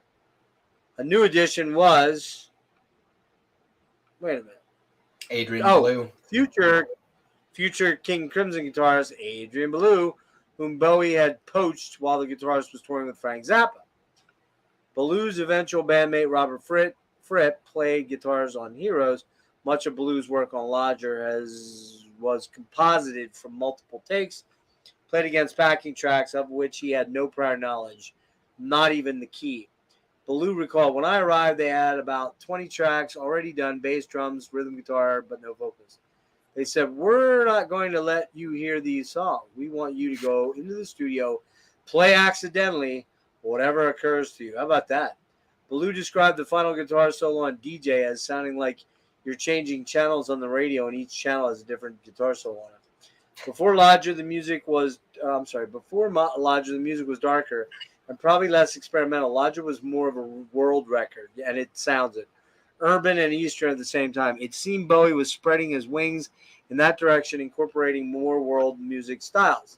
It really inspired me to open up my guitar playing, Adrian Belew said. Fantastic Voyage. Yeah. This one's still pretty experimental, but I feel like it's kind of, those elements are more just integrated into the songs, kind of. versus like the vast or the kind of, I don't know, like it doesn't have the separation of the more traditional songs and then the ambient kind of stuff. There is some of those weird, crazy sound effects integrated more into the more normal song structures, I guess you could say.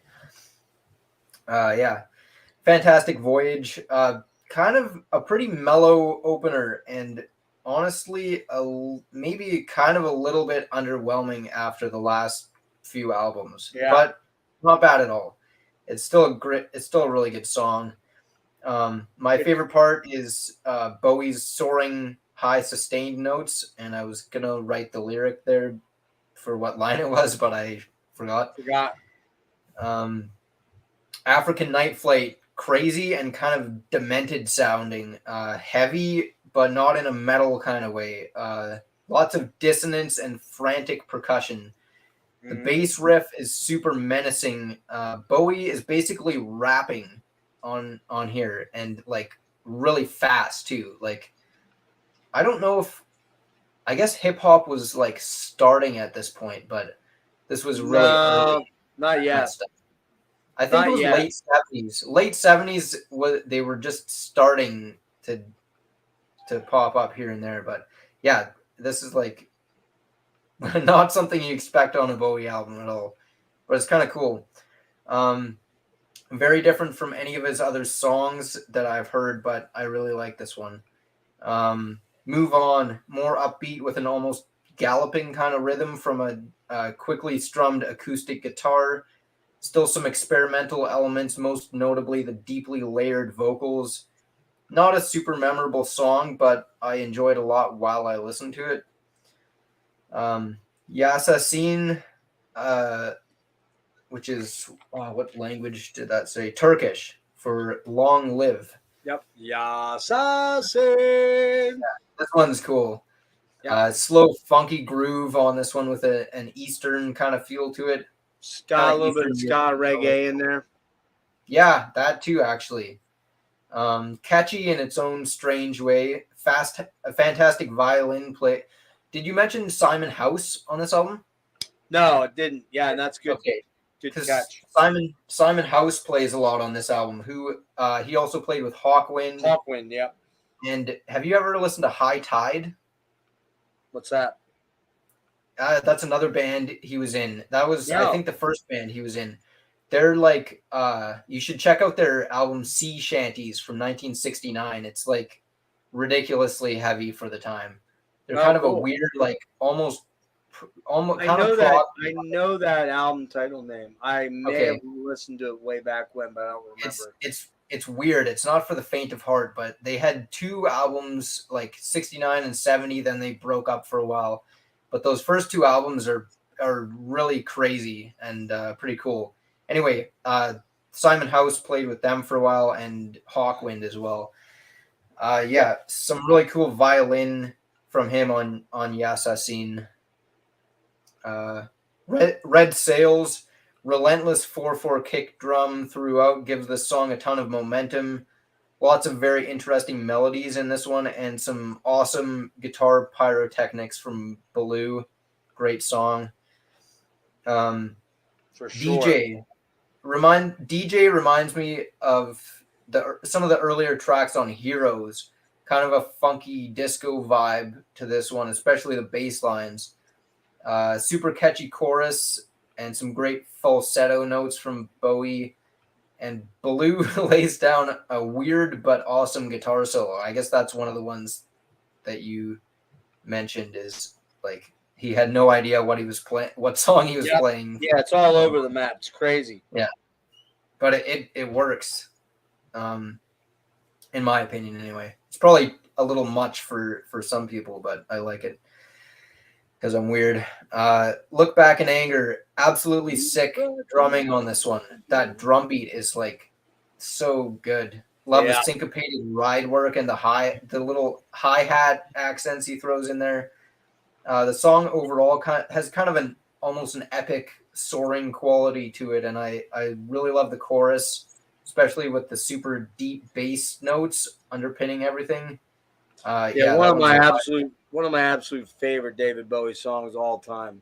So good. Yeah, it's And by awesome. far, for me, the best song on the album. Yeah, I would agree. I think. Although I really like Red Sails a lot too, Yeah, because it's so weird, yeah, for sure. menacing. Uh, Like I call it a menacing love song. yeah, yeah, I can see that. Boys Keep Swinging kind of reminds me of a cross between the song Heroes and Joe the Lion, but not quite as memorable as either of those. I like the guitars, the crazy guitar solo. Not sure I want to know what Baloo was doing to his poor instrument, but it sounds cool. Yeah, yeah, uh, the lyrics I feel like are kind of like tongue in cheek British kind of humor probably. because he's basically saying everything's perfect if you're a boy. Well, not always, but No. anyway. Repetition. This one has an unsettling vibe. Really like the weird bendy guitar and bass lines. Some intense drumming toward the end too, including some pretty fast double kicks for the time. Speaking of intense, the lyrics on this one are Bowie has a lot of lyrics too that are I'm really not sure what he's talking about a lot of the Right. time because they're pretty abstract and stuff. But this one is just like straightforward and potent. Song about like domestic abuse, which is pretty intense. Yeah. Um, Red Money, last song, slow but funky with a cool bass groove and some interesting harmonized vocal overdubs. Sort of feels like it's foreshadowing the next album, both in its slightly more stripped down approach and some of the guitar tones and textures as well. That one's really good, as really good closer. And then there's a bonus track from a later pressing too Yep. called "I Pray Olay," Olay. which is another pretty cool song. Wouldn't have been a highlight on the album, but it's worth checking out. I gave this one an 8 out of 10. So it's a step down from the last few, but it's still really Cool. really solid. Yeah, mine steps down too. Not quite as far as yours, but I'll run through my stuff, and then we got our special guest is going to jump on here. Fantastic Voyage, cool track, poppy with great chorus, kind of mellow. Like you said, it's a mellow opener. African Night Flight, bizarre mixed vocals, overlapping band, trippy, very experimental, almost world music before that genre really existed. Bowie's stream of consciousness lyrics spits out rapidly, pretty bizarre and forward-thinking track, but not a personal favorite. Move On, very hymnal-like and urgent with a lot of backing vocals dominant over a pulsing rhythm, cool flange guitar at the end. Yassassin, almost ska reggae, but not super weird and super cool. Uh, this is the one with a lot of Turkish Moroccan vibes. Red Sails, Trey, cool, almost menacing. Love his vocals on this, and it has a very post-punk new wave sound, which hadn't really even been invented yet, more or less. Yeah. So you could argue Bowie may have been a proto new wave innovator here. Killer Baloo weirdness all over that song. DJ, kind of a rocker, romp, killer fun, and Baloo with that chorus is great fun. Look Back in Anger. Man, I love this song. Look Back in Anger. Just so fucking cool. Love this track. That chorus, the pre-chorus, it's driving, insistent, and hooky, but badass killer drumming by Dennis Davis, as you noted. Yeah. Boys Keep Swinging, poppy, quirky with witty. Great lyrics. Again, post-punk, new wavy, almost Devo-like. Hear a little bit of Devo there. What Devo would copy to. Repetition, meh. Red Money. This song has a cool refrain, and the something special part is really, really cool. Otherwise, it's kind of repetitive and not exactly a killer closer. I Pray Olay, pretty cool, swirling guitars, insistent chorus, refrain. Can you make it through when he's doing the can you make it through part? This is cool. This is a uniquely weird and revealing album that takes a little bit of time to yield its secrets. I find it a bit of a challenge to listen to, and it gets better as it goes deeper into the album. I'm going with an 8.75 out of 10, only because it's a weird album that isn't immediate. So, Yeah. all right. I feel like I should give it an 8.5. But you're gonna change now, huh? yeah. Hey, Erik, that's my daughter. Hi. Maddie, Nice to meet you. daughter Maddie. That Hi. is Erik up there in the corner there, upper right hand corner. Nice to meet So, you. Yeah, you too. Yeah, we're gonna talk about one of your favorite albums, Mads. Right? One of your favorite Bowie albums. Yeah, it's actually. Am I good to give a little sentiment, a story? Yeah. Go ahead. Record. Well, here, So let me do this. Before I do that, let me do this quick. All right. Let me show it. Cool artwork on this one. I like this one. Yeah, I really like the artwork. We didn't really mention.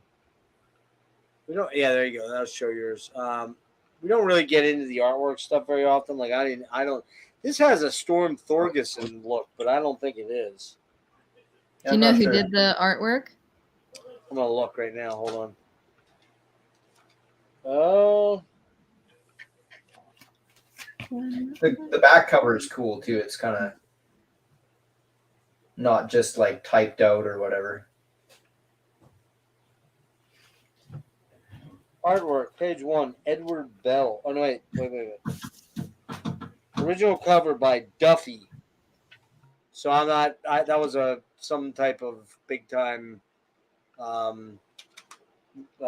artist back in the late 80s or early 80s. So, but I don't know who that is, Duffy. But this came out on September 12th, 1980. Recorded February and April of 1980 at Power Station, New York. Good Earth in London. And this is, once again, David Bowie and Tony Visconti. And a couple notes on this. No, I don't have any notes on it. So go ahead, Mads. What kind? Oh, crap. I just got rid of you. Sorry. There we go. I was just going to say that I'd heard some of Bowie's hits up until this point, which like last summer is where I really like dove deep into Bowie. And this record was actually, I feel like, the catalyst for that. Kind of a surprising record to start with, but shall I go into my just like Sure. what I like about the record? Yeah. Yeah, so let's see. Well, It's No Game. I mean, it starts off very fascinating. I guess that's Japanese in the beginning. I'm not sure what exact. Sorry? Yes. Yeah, I'm not sure exactly what they're saying, but I really like almost like the catharsis of this song. There's like a lot of chaos going on, and I resonate with that.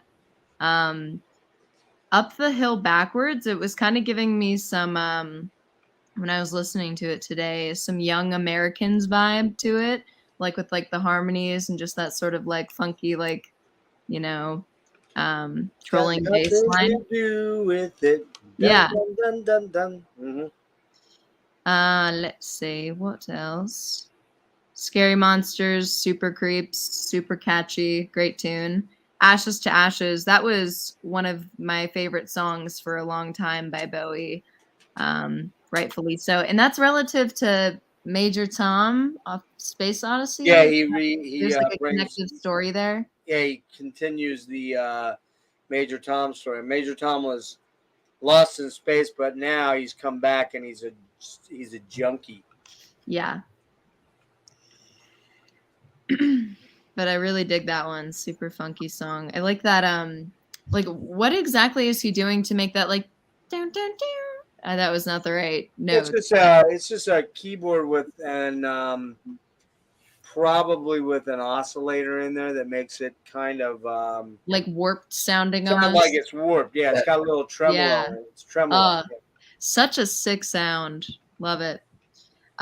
Fashion, love that song, so funky. He worked on that with Lennon, right?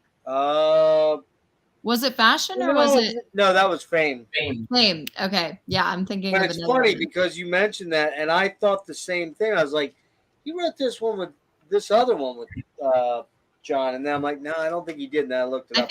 I feel like it has a similar vibe though. As far as just like funkiness and catchiness, which both Bowie and Lennon are so good at writing those kinds of songs. So, and then of course, this just is like such a iconic, legendary song. I feel like will be for, it's like a timeless song, Teenage Wildlife.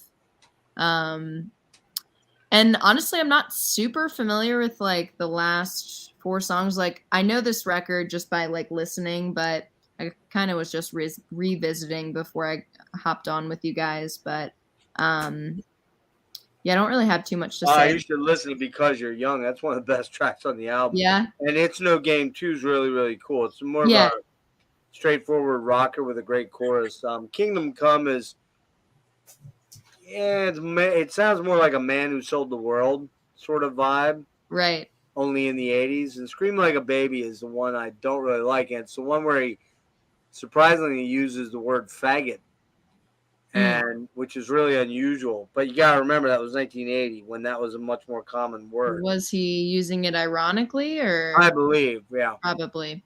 Yeah. But yeah, just such a great record. Like, again, I haven't dove super deep to like know all the details and specifics about each song, but as a composite record, it really resonated with me. Like last summer, I would just be jamming to it, windows down, driving around. But yeah, I'd probably give this like a 9 out of 10 for Bowie. How much do you know Station to Station, Low, and Heroes? Okay, so Heroes, again, it's like been multiple top to bottom listens. I know some of the songs by like title. Of course, I know Heroes. Oh, Beauty and the Beast, and then I really like Moss Garden off that record. I think there's some really cool songs on there. I feel like it has some like abstract tunes on Heroes for sure. And then Low, more experimental, yeah. Yeah, I really dug that too. And then Low was another record that I got into last summer just kind of by chance. Really dig it though. Like I don't know it well enough to speak specifically to each song, but like have done a top to bottom listen and plan to do many more with Low. Cool. Yeah. All right, Erik, what you got on Scary Monster and Super Creep? Yeah. I mean, you brought up a lot of great points about all these songs. I don't know if did you say some notes about this already? All I have really is Fripp is back on the guitar. Yeah, I got a bunch. Did you want to? Yeah, I can go ahead. Yeah, if you want me to go. That you didn't do a lot of notes on this one. Well, I have the songs, but I Maddie didn't take like overall notes. Okay. So we got It's No Game, cool, quirky track, angular, gnarly opener with Japanese and Bowie snarling vocally, literally screaming. That's the one where he's kind of doing that screaming, and it's pretty, for him, it's pretty, sounds like he's kind of shredding his voice. Frippery weirdness abounds. So cool. Up the Hill, cool track with whining Fripp guitars, great chorus, got nothing to do with it. Scary Monsters, really cool new wavy track with darker, edgier guitars and cool Bowie vocals and melodies. Really cool track. One of my favorites on the album, Scary Monsters. Ashes to Ashes is such an amazing track. The synths are, as Matt said, so cool. The new agey, new wave vibe on full display and killer cool vocal melodies plus the lyrics. My mother said, you better not run down to what's it say? My mother said to get things done. To get things done, you better not mess with Major Tom. Yeah. And the part where he's like, strung out in heaven, hitting an all-time low. It's like such a great and then it drops back into that funky groove too. Right? Yep. And that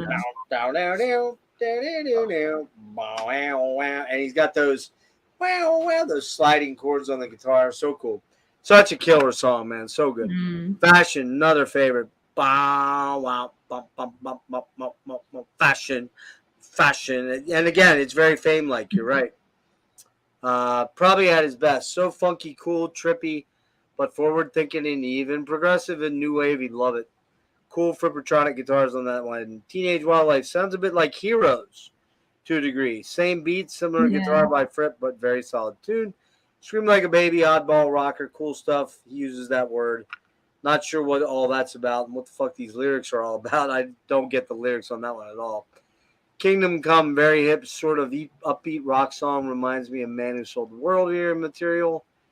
And Because You're Young, damn, that intro guitar. Yeah, the intro guitar work on Because You're Young, man, that's so fucking good. Yeah, that's Pete Townshend.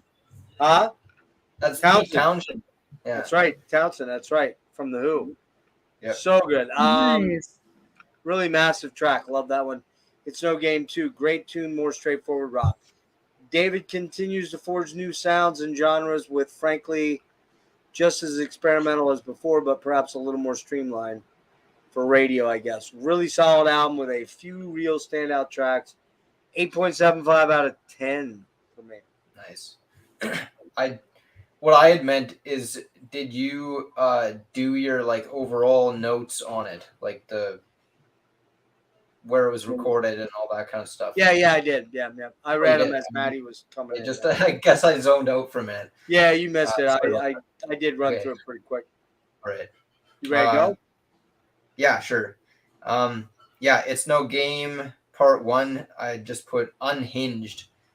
Cool Japanese spoken word by Michi Hirota, who was also, Sparks at all? Yep. A band called Sparks. They have an album called Kimono My House, and she's one of the cover models on that album. Yeah, Sparks are pretty weird. They're cool.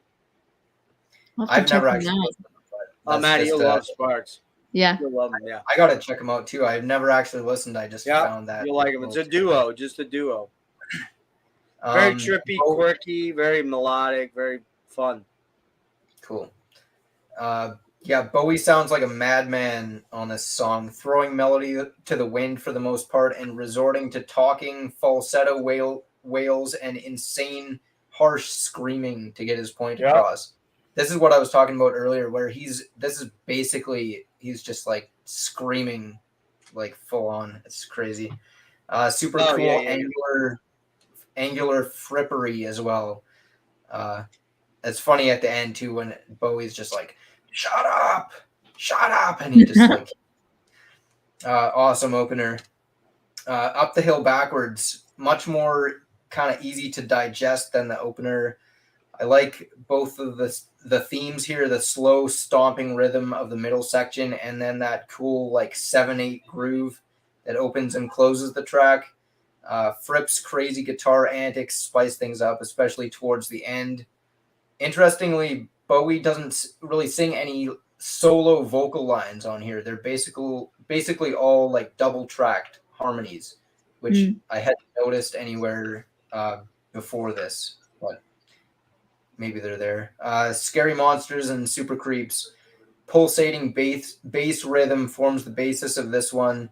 Love the sinister guitar lines from Fripp, and his solo is just absolutely nuts. He almost goes off the rails, but kind of reins it back in somehow.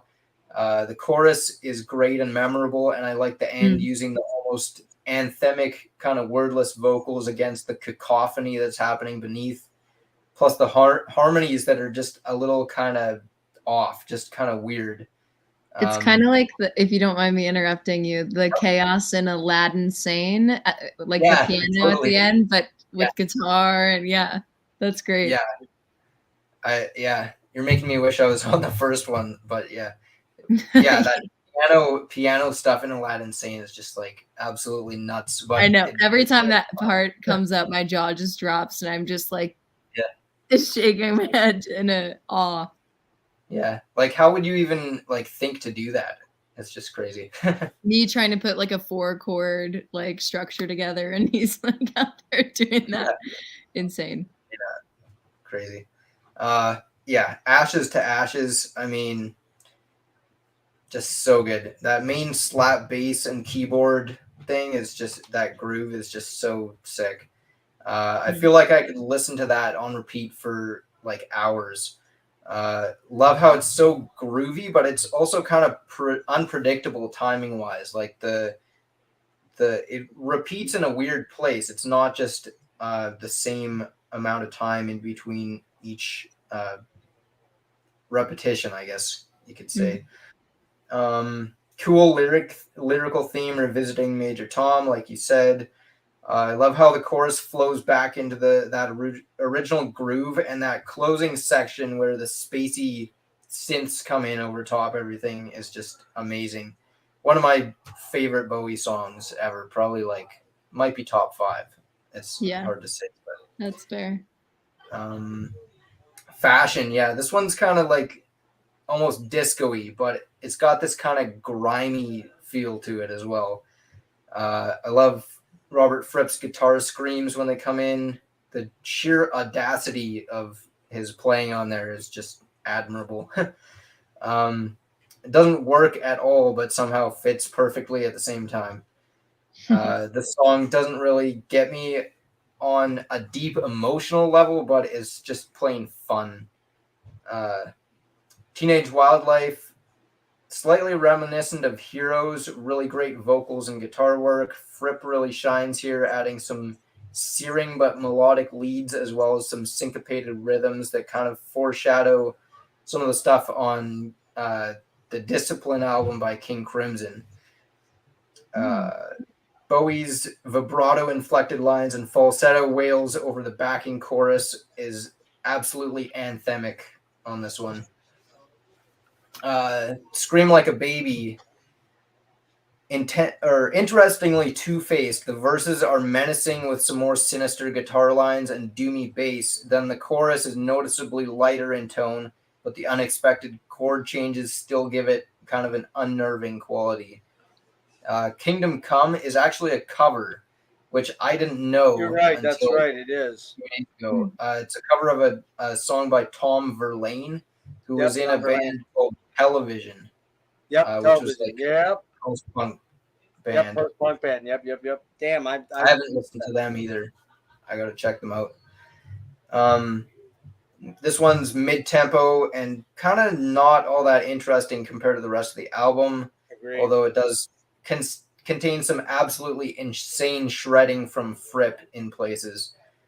Not bad, but probably my least favorite song on the album. Because You're Young features Pete Townsend on guitar. Love the main guitar riff with the cool bends and the synthesizer lines in the chorus, but not really a personal favorite. Excuse me. Then It's No Game Part 2, slower and way more low-key than Part 1, but features the same awesome guitar and bass riffs as well as the vocal melody, though it's much more melodic this time around. Bowie's actually singing. I like it almost as much as the first part, but it's different enough to stand on its own and provides a cool bookend to the album. Not sure what that sound at the very end is. The song kind of disappears, and then it's got it almost sounds like a tape player eating a tape or something. It is. I think that's what it is, like clicking the tape off. Yep. And that's the whole album. I'd give it probably, I'd say a 9 out of 10 for this one. Like it quite a bit. 9 out of 10. Nice. There's also a track that was recorded around this time or during these sessions called Crystal Japan, which is another kind of ambient track, sort of low. Yeah, that's on. I think it's on Buddha of Suburbia later then. Okay. Or All Saints. It's on All Saints. That's right. All Saints is kind of his ambient collected works of all the weird stuff that didn't end up on albums and really good. We'll be talking. I think we're going to be talking about that next phase. So. Okay. I haven't checked that. Mads, did you have any thoughts on any of the last 3 you want to talk about? Let's see. I was just taking a peek. You got Let's Dance. And then you got Tonight and Never Let Me Down. I don't know Tonight and Never Let Me Down too well, but obviously after this, I have some work to do, which I'm happy to do with Bowie. But yeah, Let's Dance is another one of those records where I've like done a top to bottom listen, but haven't like encoded too much information other than I like this record. This is a good record. But Modern Love, legendary song. China Girl, I'm vaguely familiar with its. Oh, oh, oh, oh, little China girl. Yeah, nice. And then Let's Dance, of course, like such a great dance track. Yep. And then again, the other ones, like I'm probably familiar with it sonically if I played it right now, but just don't know them too well. They're not that memorable, to be honest with you. But I mean, that record in its own, it's like the songs that pull the weight, like it carries that record to be something, you know? Yeah. Special for sure. Well, you got who has music on? Matt, do you have music? Piano. Yeah, what's that? That's my roommate's, I guess. But I can go on mute and it's very I can go out. though. Yeah. Well, no, I just wondered where it was coming from. Sorry, go ahead. Yeah, real quick. Let's Dance came out April 14th, 1983. Recorded December 82 at the Power Station, New York. It was Bowie but he brings Nile Rodgers from the band Chic in and to do the production, and it's a very different sound. After the release of Scary Monsters in '80, Bowie began a period of numerous musical collaborations, film appearances. By 1982, he left RCA out of dissatisfaction, signed with EMI America. Wanting a fresh start, he chose Nile Rodgers of the band Chic to co-produce the next album. The album was recorded, blah, blah, blah, blah, blah. The sessions featured players from Chic and then unknown Texas blues guitarist Stevie Ray Vaughan on lead guitar. Nice. For the first time ever, Bowie only sang and played no instruments. Musically, Let's Dance has been described as a post-disco record with elements of dance, rock, dance pop, and new wave. The album contains 3 cover songs: Iggy Pop's China Girl. Yeah, can you mute just for a sec, because it is coming in really hard. Where am I at? You're talking about China Girl. Yeah. Oh, the album contains 3 cover songs: Iggy Pop's China Girl, which Bowie and Pop had recorded together for the latter's The Idiot, Metro's Criminal World, and a reworking of Cat People Put Out the Fire. Originally recorded by Bowie and Giorgio Moroder in 1982 for the film of the same name. Let's Dance was released to massive commercial success, reaching #1 in numerous countries and turning Bowie into a major superstar. It remains Bowie's best-selling album. The record's 4 singles, including the title track, were all commercially successful. The album received mixed reviews from critics whose opinions on the artistic content varied. Despite the album's success, Let's Dance began a period of low creativity for Bowie. He felt that he had to pander his music to his newly acquired audience, which led to his follow-up albums Tonight and Never Let Me Down being critically dismissed. He later reflected poorly on the period, referring to this as his Phil Collins years. I like that. It's Phil Collins years. That's pretty good. After Phil Collins left Genesis, he did the solo thing and fucking did one really great song, Something in the Air at Night. Did a lot of shitty ones like Studio. What's that other one? I know. I kind of like that song. Oh, I hate Studio. Oh.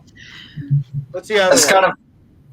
I don't think I've heard it enough to not like it, though, if that makes sense. That's I've heard it just enough where it's like on that, it's in that window where I can hear it. You got to remember, I was in the 80s and I heard all this stuff. Yes, I get it. So something like, I know I love you, but I'm in too deep. It's like, I love Phil Collins and Genesis. That's where I want to hear Phil Collins. Right. Okay, last thing here. Despite the album's success, where are we at? For the first time ever, Bowie played no instruments on the album, stating at the time, "I don't play a damn thing." This was a singer's album. He recorded all his vocals in 2 days. Damn. He was much healthier, clearly, by now. Yeah. So, yeah, Matt, you hit your topic there. Let me run quick, then you can wrap up. Okay. I was going to say, do you mind if I peace out? Because I do have to wake up early tomorrow. Okay. Yeah. Well, listen to me just talk about this album real quick. Okay. So Modern Love, you got to remember, this came out in 83. Your dear old dad was junior in high school this year, right? Wow. So, Very yeah, cool. wow. It's like, oh, my God, that old man was actually in high school. I can't believe it. You want to flip the camera around? Oh, yeah, I'm sorry, dude. You're talking. Man, I'm very bad. So, yeah, this stuff was on every party I went to my senior year, my junior year. This was playing. Modern Love was on, or Let's Dance. I swear to God, every party I went to, MTV was on, and, you know, and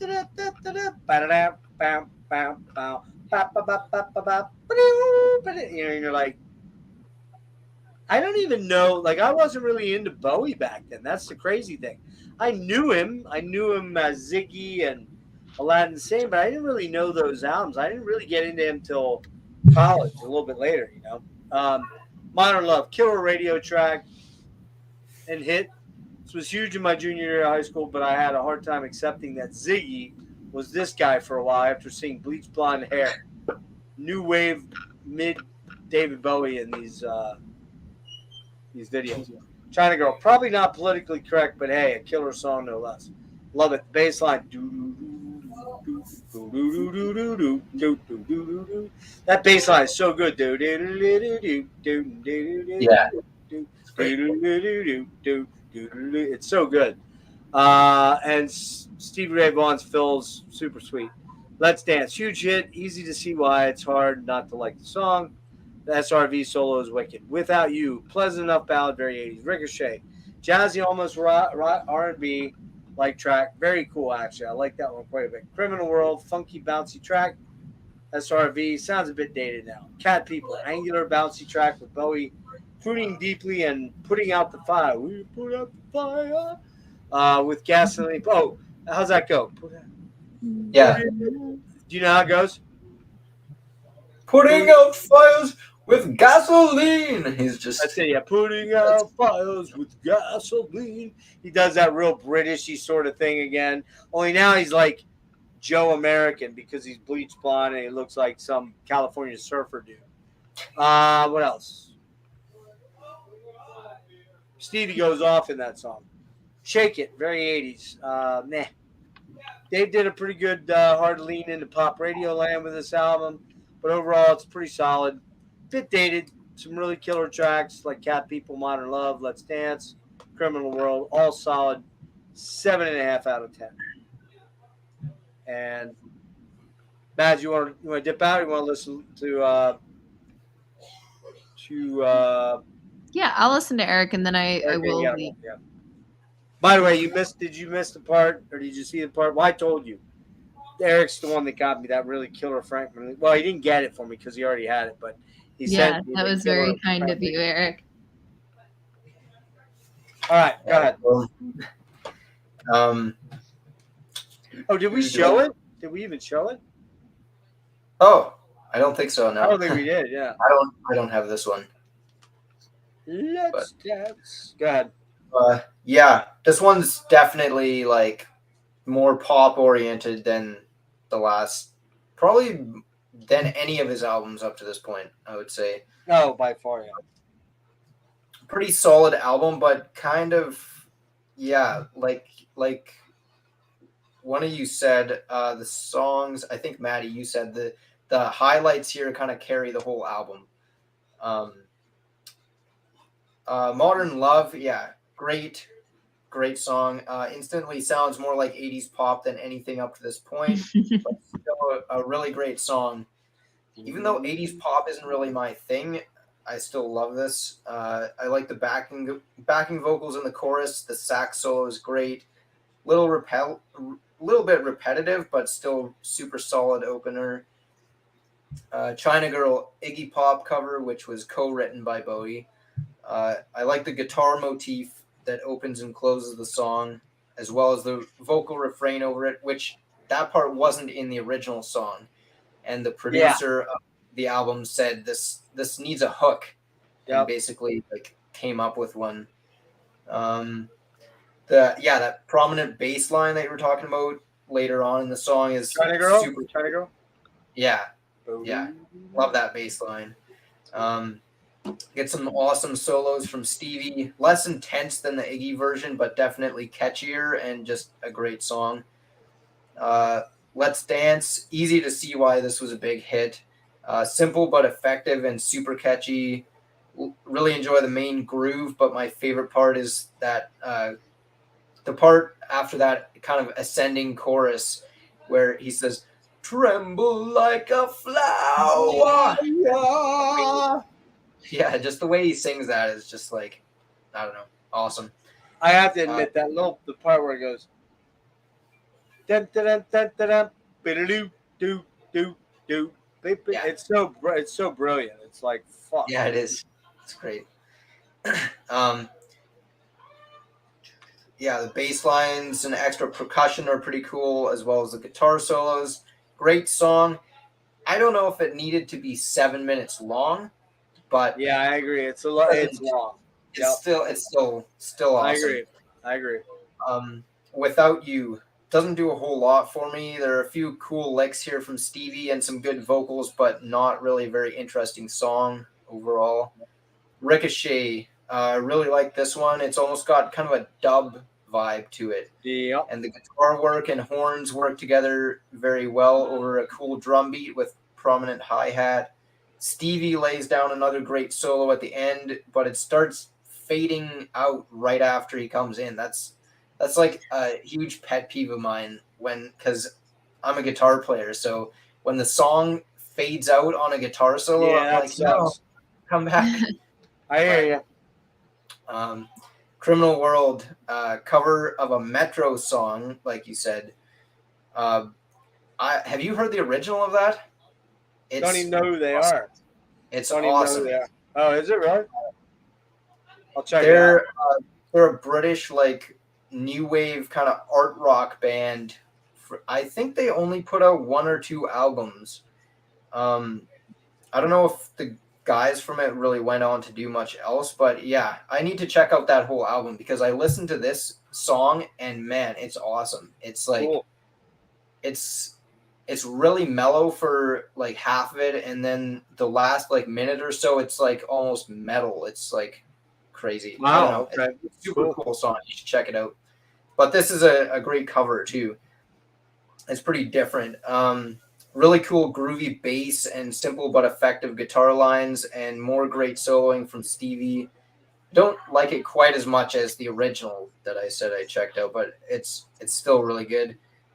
Cat People putting out Fire. Originally, you already said that.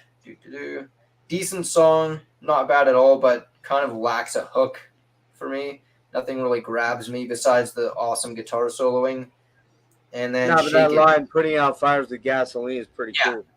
Yeah, that's a great lyric. Yeah.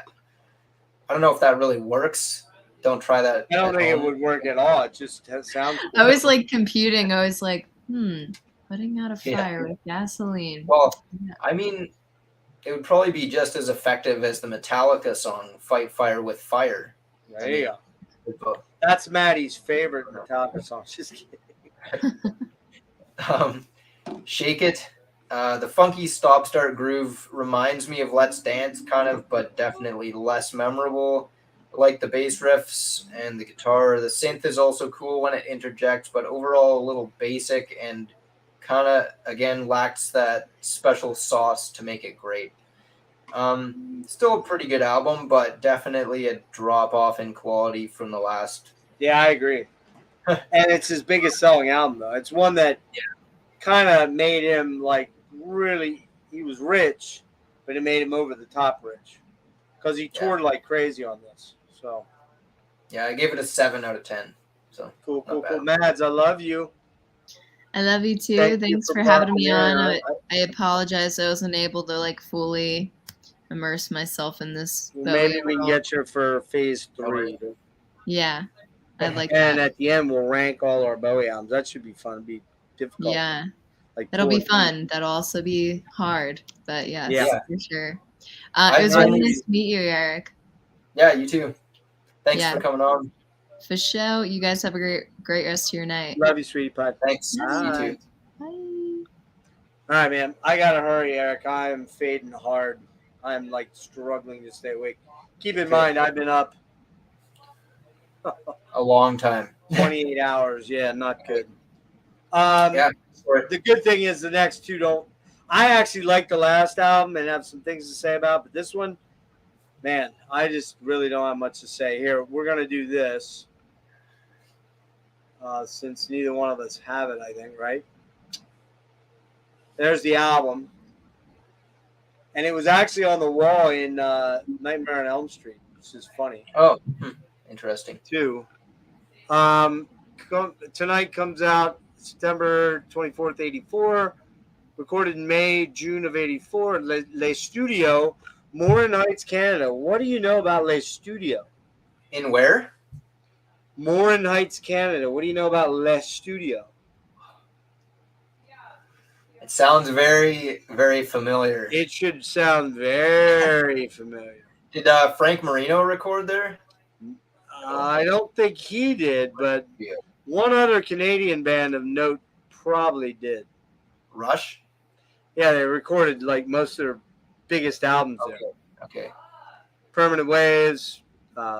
Right. Okay. Moving Pictures, Signals, I believe. So yeah, pretty important place. But Operation Mindcrime was some of that was. Oh yeah. Cool. So I'm gonna kill that. What we have here is EMI. He moves to EMI last album, and basically it was recorded by David Bowie, Derek Bramble, and Hugh Padgham, and he kind of ditched Nile Rodgers. The follow-up to his most commercially successful album, Let's Dance. It was written and recorded in mid-'84 at the studio, following the conclusion of the Serious Moonlight tour. Serious Moonlight was for Let's Dance. Yeah. And it was really extensive. Bowie, Derek Bramble, and Hugh Padgham co-produced, many of the same personnel from Let's Dance, and the accompanying tour returned for Tonight with a few additions. Much of Bowie's creative process was the same as he used on Let's Dance, similar playing to no instruments and offering little creative input to the musicians. Music on Tonight has been characterized as pop, blue-eyed soul, dance, rock. Much of the album's sound is the same as the predecessors, due to Bowie's effort to retain the new audience that he had recently attracted. Although some tracks contain R&B and reggae influences, devoid of new ideas from touring, Bowie wrote only 2 songs himself. 3 songs, including the title track, were covers of Iggy Pop songs, who was present during most of the sessions and co-wrote multiple tracks. The title track is a duet with singer Tina Turner, always a bad sign. The artwork, featuring Bowie blue painted against a oil painting background, was designed by Matt Haggerty. Critical reception was poor. I wonder why. With most finding a lack of creativity following the critical dismissal of his next studio album, Never Let Me Down, Bowie expressed dissatisfaction in this period, calling Tonight not one of his stronger efforts, a sentiment echoed by later commentators. He did not tour to support the album and only performed Loving the Alien, Blue Jean, the 2 best songs, by the way, on subsequent tours. Of the 9 songs on the album, Bowie was the sole writer for only 2, Loving the Alien, Blue Jean. Tumble and Twirl and Dancing with the Big Boys were co-written by Bowie and Iggy Pop, and the remaining 5 are cover versions. 3 originally by Pop, Don't Look Down, Tonight, and Neighborhood Threat. 1 cover was the Beach Boys' God Only Knows. Why did he cover that? Which, according to somebody, was shortlisted for Bowie's 73 covers album, Pinups. I think that Tonight gave me a chance, like Pinups did a few years ago, to do some covers that I always wanted to do. Final cover is the Jerry Lieber and Mike Stoller pen, I Keep Forgetting. Originally made famous by Chuck Jackson. So, what do you got on this? I got very little, man. I'll just run through mine. Loving. Really cool, dark opening pop song. Oh, you got it? No, this is just the tour. That tour before this. Right. What's that tour called? What was it called again? Serious Moonlight tour. Serious Moonlight. Yeah. just to give you an idea of how big Bowie was. Huge concerts. And I almost went to see him on that, and I didn't, like an idiot. And I almost went later during the Earthling period, and I didn't, and should have. And the biggest miss I ever had was David Bowie by far. Queen with Freddie was probably number 2, and Death with Chuck was probably number 3. Favorite song on the album, Loving the Alien. Don't Look Down, reggae, 80s sounding type pop. Co-written cover, not awful, not great. God Only Knows, Beach Boys cover, not really much to get excited about here. Really bad take. Tonight with Tina Turner, really lame reggae. And Cheese, really bad. Blue Jean, pretty solid tune. Tumble and Twirl, absolute trash. Really awful tripe. Can't believe Bowie and Pop wrote that song. I keep forgetting Another Lame Piece. And Dancing with the Big Boys with Iggy Pop, horrible. I keep forgetting.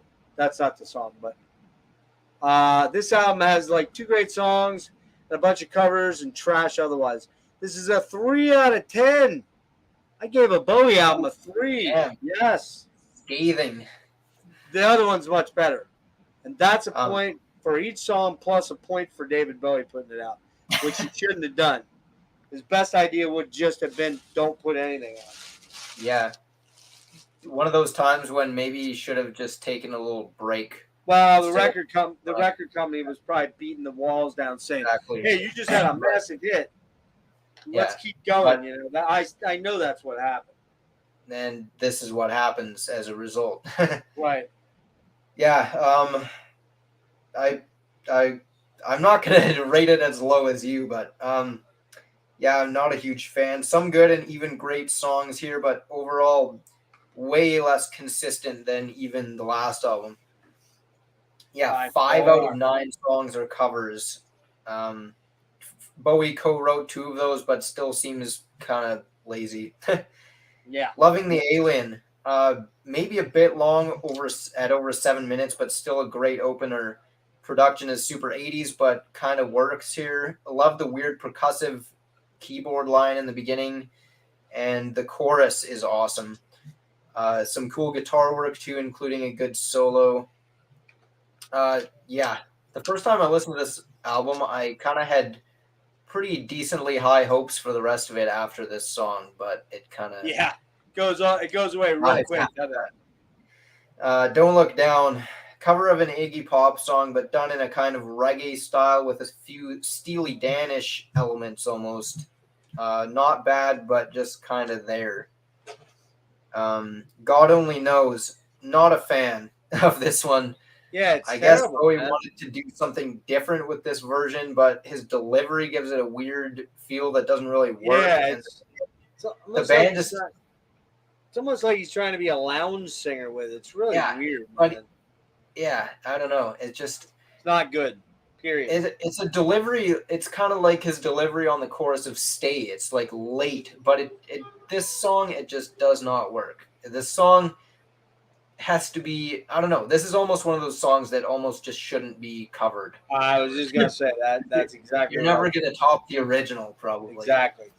I was, that thing I told you I was doing where I was playing the cover or the original version and then the cover. Right. To compare all of them. I listened to the original and then I just skipped this one. I was like, I don't want to hear this again. Yeah, I mean, the Beach Boys version is untouchable. Yeah. And I also wrote here, the band on this song just sounds completely bored and lifeless. Like they just don't want to be there. Tonight, Iggy Pop cover, which was co-written by Bowie. Really big reggae feel to this one. Another song that just doesn't do anything at all for me. Maybe because I'm not a huge reggae fan to begin with, but this also isn't that synthetic great. Reggae. Synthetic reggae. Yeah, synthetic reggae versus Bob Marley. Big difference. Big difference. Yes. Yeah, the 80s production with reggae, it's just not a... Although there was that one Scorpion song, remember? Right, that's different. That's different. Neighborhood Threat. I actually kind of like this one. Another Iggy Pop cover, co-written by Bowie. borderline kind of hard rock song that almost in some spots harkens back to some of his early 70s stuff, but the 80s production still like kind of saps some energy and life out of it. I do really like the guitar lines that appear in the intro and come back after the chorus, but I mean, it's a highlight on the album for me, but I don't know if it would be a highlight on most of the other albums. Yeah. Blue Jean, another pretty decent song and definitely one of the more energetic cuts, but it's still pretty straightforward. And like the last one, a highlight on this album isn't really saying all that much.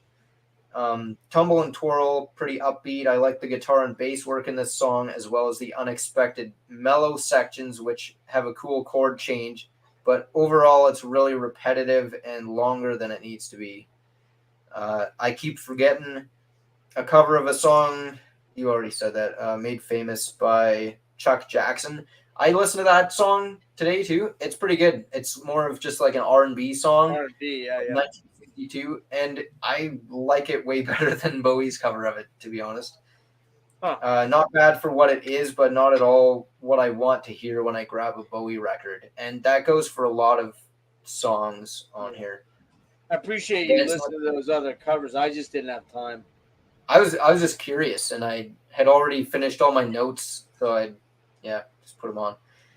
Dancing with the Big Boys, a duet with Iggy Pop, has kind of a cool guitar riff in the beginning and then proceeds to not really go anywhere after that. Kind of boring, like a lot of the songs here. Give it probably a 5 out of 10. That's being generous, man. Because I started at 4, and then I'm like, fuck that. I'm giving it 3. All right, we're on the last one here, and I do apologize, Erik, for being so tired. All right. It's just been a crazy kind of nutty last couple days, and this is Never Let Me Down, the last album we're going to talk about tonight, and this came out April 20th, 1987, recorded November 86 in Mountain Studios in Montreux and Power Station, New York City. David Bowie and David Richards co-producing. What's interesting about this is I don't know where this came from. I just noticed there's a note here. Right here. See that? Somebody wrote. It looks like PEDOND. Bought 9/23/91. Before you were born. Well, things existed back then? Oh my God. It's hard to believe. Hard to believe we had the internet before you were born. No, we didn't. But yeah, cool cover. I actually like that cover. A lot of people shit on it. A lot of people shit on this album. They're wrong. I like the cover for Tonight too. Actually, it's better than the album. Very impressionism kind of. Yeah. So anyway. Never Let Me Down. I'll rip into it and you can wrap up. Recorded in Mountain Studios in Montreux, Power Station, co-produced by David Richards, and features contributions from Peter Frampton on guitar. Musically has been characterized as pop rock, art rock, hard rock.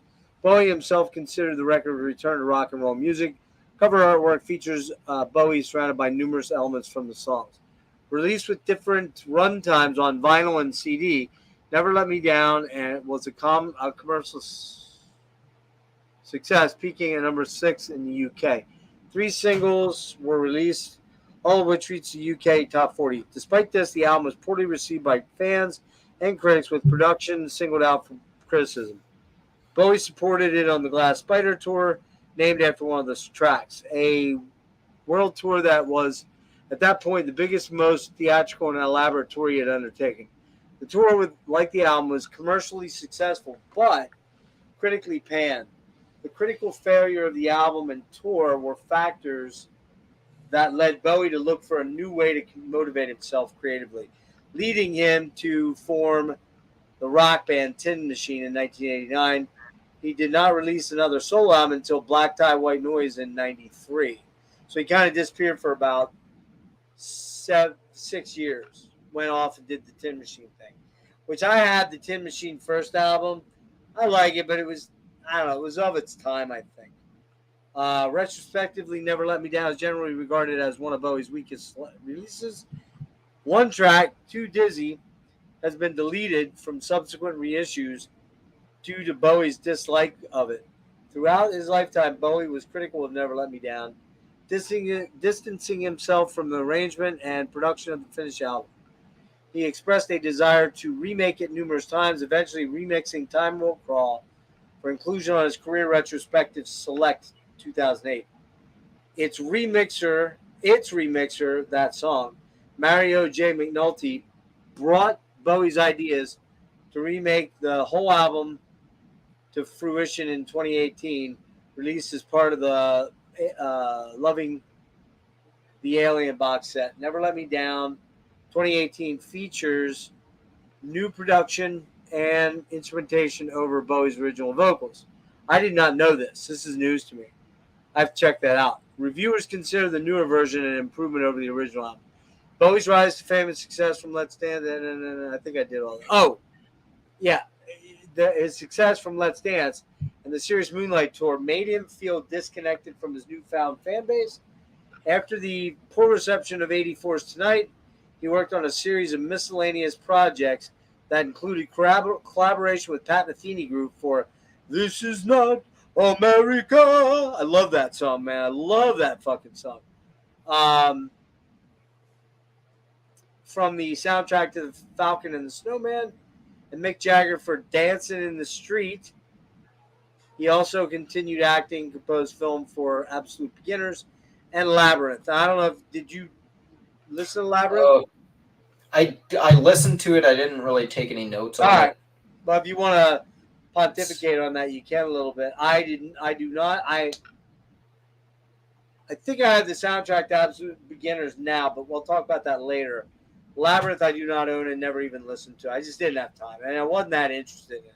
So. Yeah, it's very 1986, I guess you could say. All right, tons of synths and stuff, and I'm gonna knock this out. What's up? Sorry. I only listened to it once too, and so I don't really. Yeah, it's not one of those ones that every Bowie person's after. So, day in, day out, day in, day out. Great track, very catchy, hooky. The longer version is better than the shorter version. Then comes it, no joke, man. This is one of my top 10 Bowie songs right here. I fucking love Time Will Crawl, man. Da, da, da, da, da, da. Time will crawl in the 21st century. I love this song, man. One of my favorites. It's just so cool. There's something about the way he sings it, the delivery. The video is horrific. Have you ever seen it? Oh, my God. It's terrible. It's so late 80s. It's so bad, man. Never Let Me Down. I really like this song. Another good song, quite like a Philly blues soul song. This song, Zeros, is super fucking cool. Huge vocal track with some great 80s vibes. I dig this track a lot, to be honest. It's very spacey. Reminds me of something that might have influenced the Heathen soundtrack. When we get to David Bowie Heathens, it sounds a lot like a Heathen track. I apparently had the Japanese version that I listened to because there's a bonus track called Girls, sung in Japanese and English. It's kind of odd, but not horrible. Not great. Sort of weird, but it's not bad. Glass Spider, weirdly spoken word intro into an insistent 80s layered track. Want to hate it? I want to hate it, but I can't quite do it. The guitar is really killer. Shining Star, Making My Love. Okay, this is pretty lame. Not good. New York in Love. Oh, okay. Kind of groovy, but kind of lame. 87 and Cry. Meh. Kind of lame. So boom, boom, boom. We had all those good tracks, and then boom, boom, boom. We had a lot of bad ones. But Bang Bang. I should hate it. I should fucking hate this track. In fact, Eric, tell me I hate this track. Jeff. No, you don't. It's got that. I like this track, man. I like it. I love it. Do I think it's one of the best tracks? No, but it doesn't rate with the first 4 or 5 and doesn't touch Time Will Crawl, but I really like this song. So this has a massive 80s production in the album production, no doubt about it, but to me it's far more creative and listenable than Tonight. except Loving the Alien Blue Jean. That said, there are several really cool tracks on here. For me, Time Will Crawl, Never Let Me Down, Day In, Day Out. Also, Zeros and Bang Bang are quite good. I'm going a 7.25. Wow. Yeah. Damn. Most Bowie people would be like, they'd be like giving me the fucking heathen cross, you know? I'm curious. You skipped a couple songs. I did? Beat of Your Drum. Beat of Your Drum. What did you think of that one? And Too Dizzy. Oh shit! I did miss Beat of Your Drum. How did I do that? Do you remember that one? Oh, Beat of Your Drum. Sorry, I really like that track. I love that track. Spacey, brooding, dark, mysterious. Vocals are really cool on this one. Very Heroes-like. Kind of dig this track quite a bit. I must have. Yeah, I missed Too Dizzy. I must have been too dizzy with sleep deprivation. I didn't think I did. This is a front-loaded album with the exception of Bang Bang and Glass Spider. So everything up through Glass Spider is either really good or decent. Then it's kind of a shit sandwich after that. Till Bang Bang. But I'm just gonna say it. All you people out there that fucking hate this album, kiss my ass. I like it. So I kind of have a different take on this album somewhat. Okay. But I don't hate it. I kind of hated it, to be honest, the first time I heard it a few weeks ago.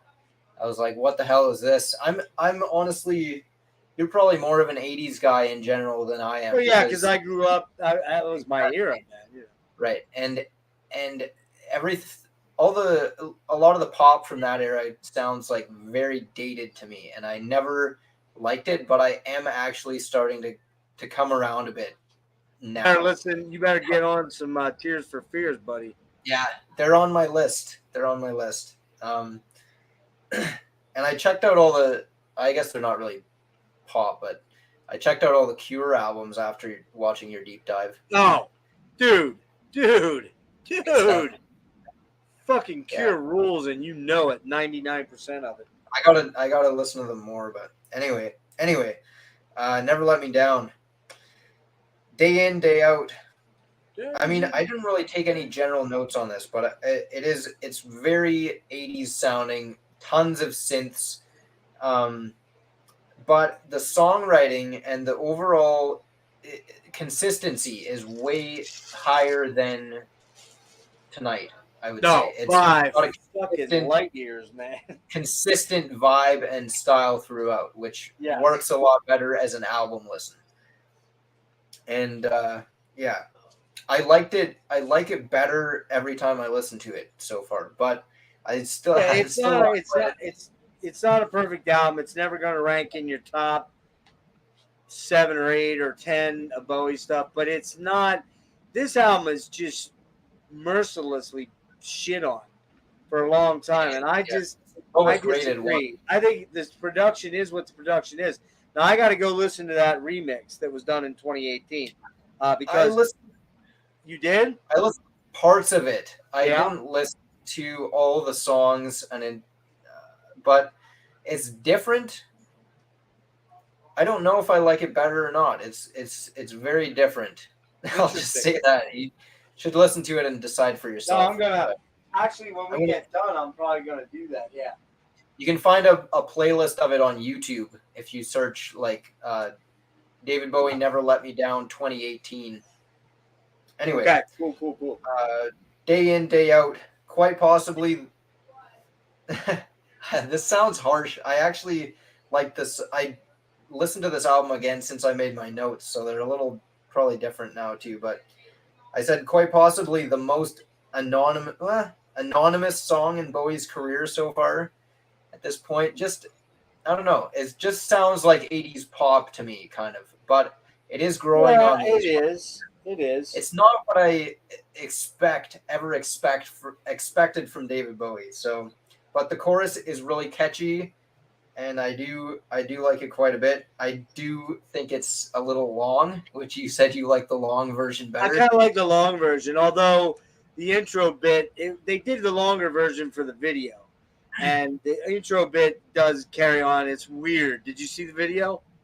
No, I haven't. With the angels I haven't. coming down, the baby crying. It's weird. Very, Okay. very strange, man. I'll Like, check it out. yeah, very, very 80s weird conceptual shit. You know, keep in mind that back then that was the thing, man. That was what sold albums, was to have a great video. And the 80s were, you know, Owner of a Lonely Heart and Shout, Let It All Out. I mean, the video was what carried the music. It was more important than the music. And you're talking like hundreds of thousands of dollars for these big budget videos. It's crazy. Yeah. Now hardly anybody makes any videos, and shit sells, you know, on Instagram. There's still a lot of music videos these days. I mean, I don't watch a whole lot, Yeah, but but if you look at pop and not rap like and stuff, yeah, but not like the super conceptual shit. You know what I mean? no, it's There's no just like November Rains out there anymore. You know, it's like, no, thankfully. it's like fancy cars and twerking and stuff like that. Yeah, well, for rap and shit like that. But yeah, I mean, you get like, Oh, a lot of other stuff too. you're right. Like, I mean, like, what's the you said twerking? What's fuck, I can't. Mastodon. What's that song that they did? The Motherload. The Motherload. Yeah. They're just basically making fun of all the rap how videos and yeah. yep, for sure. Okay. Anyway, Time Will Crawl. Yeah, I actually really like this song. Way better than the opener, in my opinion. Has a super cool. Say, if you said you didn't like that song, I was gonna actually drive up to British Columbia and kick your ass. I like it. It's growing on me. Cool. Or Time Will Crawl, you mean? Yeah, no, this is a good one. Super cool, memorable keyboard motif that kind of carries the song for me, honestly. Some nice guitar leads and weird lyrics too, which is what I really like about it is the Bowie does the time. How's it? Time will crawl. Yeah. And then you hear the background, the background vocalist come in with the separate. How's it go? Now I forgot how it goes. God damn it! They'll go. Time will crawl. They go down, and where he's going kind of up. It's like where he'll do time will crawl, and they go time will. They. I'm not doing it right because I'm hearing it in my head, but I'm not doing it right. But the way they. yeah. They're offset the way they sing it. It just really. They go time will crawl. That's it. They go time will crawl, and he goes time will crawl. He keeps it almost monotone. They go time will crawl, and it just sounds so fucking cool, man. I love that song, man. Yeah, it is. Heard it really today, I'm like, that's the only one I listened to like 3 times in a row. I'm like, I love this song. I don't think I would put it in my top 10 Bowie songs yet, but we'll see. Maybe in a decade or 3 or whatever. Beat of Your Drum. You're not gonna like me. Decent verse, but the chorus sucks. I put. It's so repetitive. Yeah, it's like so repetitive. This is the first time I found myself listening to a Bowie song and wishing he would shut the fuck up. I like the atmosphere of the song. You're right, though. That is repetitive. I like the atmosphere. It is undeniably catchy, too, because it sticks in my head, even if I don't want it to. Yeah, exactly. Never Let Me Down sounds super 80s and therefore kind of dated, but has some interesting chord changes in the verse, and the staccato keyboards are pretty cool. My favorite aspect is the harmonica actually rears its head again. It's kind of out of place on paper. You wouldn't think it would fit in here, but it works. Yeah. Zeros. Those super fake, weird crowd sounds in the beginning are like really annoying to me. It's like nails on a chalkboard. But once it gets going, it's kind of cool. It's got sitar and tabla that come in, which is be cool. It's a very experimental track for him. Like yeah. Lots going on. Yeah. Peter Frampton on the sitar too is kind of cool. Yeah, that's right. Glass Spider, ominous synths and a creepy spoken word segment start things off before that fast electronic beat drops in.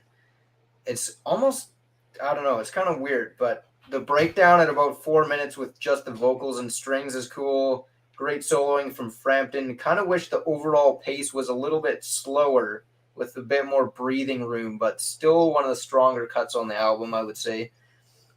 The 2018 version, they really slow it down. And I found myself thinking it was almost too slow. I would have liked something kind of in the middle. I'm definitely going to search that out tomorrow and check that out because that interests me to see what they did with it using his vocals. If they change the arrangements of the songs like that, that may not be agreeable. Yeah. Shining Star, Making My Love. I actually like this. That's the one. That's the one with fucking what's his name on it, right? You there? Oh, you froze up, dude.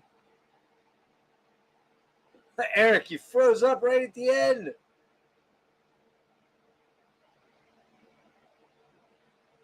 Dude, I'm gonna boot you. Come back in.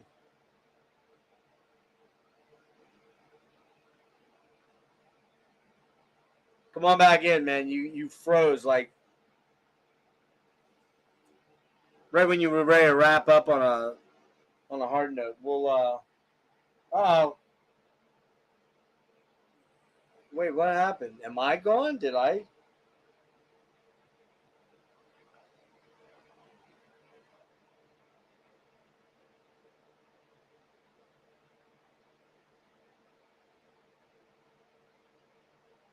Hang on, we're gonna see if he can come back in here. But we are gonna wrap up because we're almost at 3 hours, which not bad for 8 albums, and we did do a lot of talking in the beginning. I have a couple of show announcements to go through quick before we wrap. And if Erik can't get back in, he say his internet may have gone. But if he's out, this is a good one. We did a lot of albums. I must apologize. I'm having a lot of neurological deficit issues the last couple of weeks, and I probably am going to have to go to the hospital tonight or tomorrow. I may try to sleep a little bit before I go into the hospital, but something's going on that's not good. So the news there then is that I need to kind of tell people that I'm supposed to interview Luke LeMay from Gorguts Thursday night at 7 o'clock. And then on Friday night at 7 o'clock, we're supposed to do the Doomed Island. And I am a little worried about that right now. I have a fear that when I go to the hospital, I may not be out. So we'll see what happens there. Looks like Erik is not able to get back in. Hold on a minute here.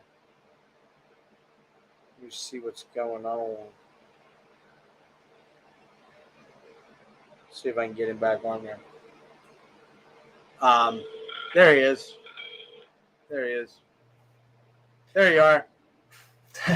Sorry about that. You froze. You were like, I'm like, what? So we both what were you on my screen. You were talking about how much you like that track, and you had that look like, I love this track. Well, I don't love it that much. Jeez. I know. But that's what happened. Your face was super like animated. You'll see when you watch it back. It's super hilarious. I'm like, yo, are you there? And I'm like, oh fuck, you froze up. Some comedy relief at least. So go ahead. Okay, yeah, Shining Star. It's undeniably super cheesy, but for some reason I actually like it. There's more going on here than some of the other songs. Bowie's delivery in the verse kind of reminds me of Girl Loves Me from his last album. Just the tone of his voice. The pre-chorus has some interesting chords, and the chorus is ridiculously catchy. We also get a weird and actually pretty creepy spoken word section, which is done by Mickey Rourke, actually, which is interesting. Yeah, right. New York's in Love. I like the guitar work. There's a cool solo near the end, and even some dissonant screaming leads that kind of remind me of Adrian Belew a little bit, but they kind of just make me wish I was listening to Lodger instead. 87 and Cry, some more good guitar work from Frampton, but yet another boring song, and I'm kind of starting to get tired of this album at this point, which also notably, it's even with the shortened version for the LP, it still has longest album to this point. It's super long, It's like 49 minutes or something. And yeah, it's almost all the songs are like 5, a lot of them are 5, 6, 7 minutes, which he never did that before. And there's quite a few songs too. Yeah. 11 songs, I think. That's a great point. I'm glad you brought that up. The CD version is like 53 minutes or something like that. Yes, you're right. But anyway, Too Dizzy, I put an emoji down. I just put like a shrug emoji. Did you? Yeah. Just kind of a total lack of anything notable. It's a song. Cool. It doesn't really do anything. Bang Bang. Yeah, I like this one. Iggy Pop cover. Definitely better than the last couple songs. It has a cool chorus with a great keyboard and guitar line that really elevates the song. It's actually stuck in my head right now. That chorus is an earworm. You almost can't get away from it. Mm-hmm. Super simple. It's just bang, bang. Yeah. I think he says one other little line in there, but he has one really works. Great guitar leads all over the place and some nice string accents and spots too. Ends the album on a pretty high note. I gave this one a 6 out of 10. That's not bad. I don't love it. It's mostly, a lot of it is the production for me, honestly. Yeah, I think that's everybody's knock on it. And I mean, you got to remember, it's late 80s. He has access to the best studios and the best producers, and he's a very creative guy, and sometimes you get the best of yourself. Well, remember, on this album, this is the one where he kind of came in and didn't really give any direction, which he usually did do. He just wanted them to create, and then they just made a stew out of everything. And that's where I think there was some – but I guess, I come from the 80s, so I'm used to that production to an extent. So, hey, we got somebody – finally commented since at midnight exactly. Hey, what's up, God? 2HRT. That's that's one of my buddies. Oh, nice. Cool, man. Thanks for popping in. We only have 2 people watching. We only had 5 at our most, so I don't know why that is. Either I moved this thing too much. I will say that Maddie and my deep dive barely. I don't even think we've got 200 views for some reason. I guess some of my people just aren't that much into Bowie. I guess they're just, I don't know, metalheads, not that cultured. Yeah, right. But if you're a metalhead and you want to check out David Bowie, listen to The Man Who Sold the World. That's a great metal album. So is Earthling, has a lot of metal in it. So does Outside, man. Outside's great. Where do we get to Outside? I haven't listened to anything between Never Let Me Down and Black Star yet. Oh, so dude, where do you hear Outside? Where do you hear Outside, man? I mean, I'll be shocked if you shit on it, but maybe you will, but I'd be shocked because to me I gotta be honest with you, man. It's a top 5 album for me. It's that good, and it's pretty far late into his career. And then Black Star came out, so yeah, good shit. Yeah, Bowie rules. Thanks to those that did hang out or stop in tonight. Erik, thanks for bearing with me, man. I'm really struggling. I am. As soon as I get done here, I'm gonna take a leak and just crash. And I'm gonna actually take a melatonin so I know for sure. But I've been struggling ever since fucking probably since Heroes. I've been just struggling with my own delivery and struggling with getting through it. So I appreciate you joining me. Huh? Yeah. I said you did fine. Yeah, but I can tell that I'm going to look the last half of this. You're going to be able, if you're really looking at me, you're going to see me kind of going. It wasn't I was falling asleep like you guys. I was just falling asleep. being awake 29 hours is tough on an old man. Hey, so real quick, things coming up, depending on what I do tonight or tomorrow regarding my health, because my doctor's calling me tomorrow. The plan is to do Luke LeMay on Thursday night at 7. If you want to pop into that at the very end, let me know. I can figure something out to let you just pop on for a little bit. I don't want you to be upset with me. I prefer to do the bulk of my interviews. I've been told by many people, it's like when you have a bunch of people on, it gets messy because everybody, I feel like I got to defer to people, my guests, and then my guests feel like, oh, I'm interrupting, or oh, this is weird. I'm starstruck, so I don't want to do this, and the first couple of ones I did like Don Anderson, and Jimmy did a great job and everything, but he's like, you know what, dude, man, I think I like it better when you do them. You're so good at it. Yeah. And he did say that. Hey, yeah. There's Nick. I don't need to be on for that. I don't need to be on for that. If you want to pop on at the end, if you want to watch and pop on at the end, just say hello to Luke and maybe get 5 or 10 minutes in with just as a wrap up. I wouldn't have a problem with that, but I just don't want to. I don't want to sound like a dick, but I was talking to Brian one day. He's like, "Hey, are you Evar?" He's like, "Are you having so and so on?" I'm like, "I don't think so." And he's like, "Good, don't do it. You're way, way better at doing the interviews when it's just you and the guest." And so, I take that seriously when people tell me that. And I don't know if you watched any of the Frank Marino. If you looked in the comments, there's like 4 or 5 people there I don't know. I've never seen them before.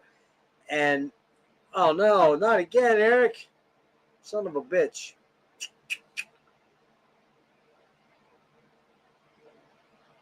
Erik's having strife up there in the wilds of British Columbia.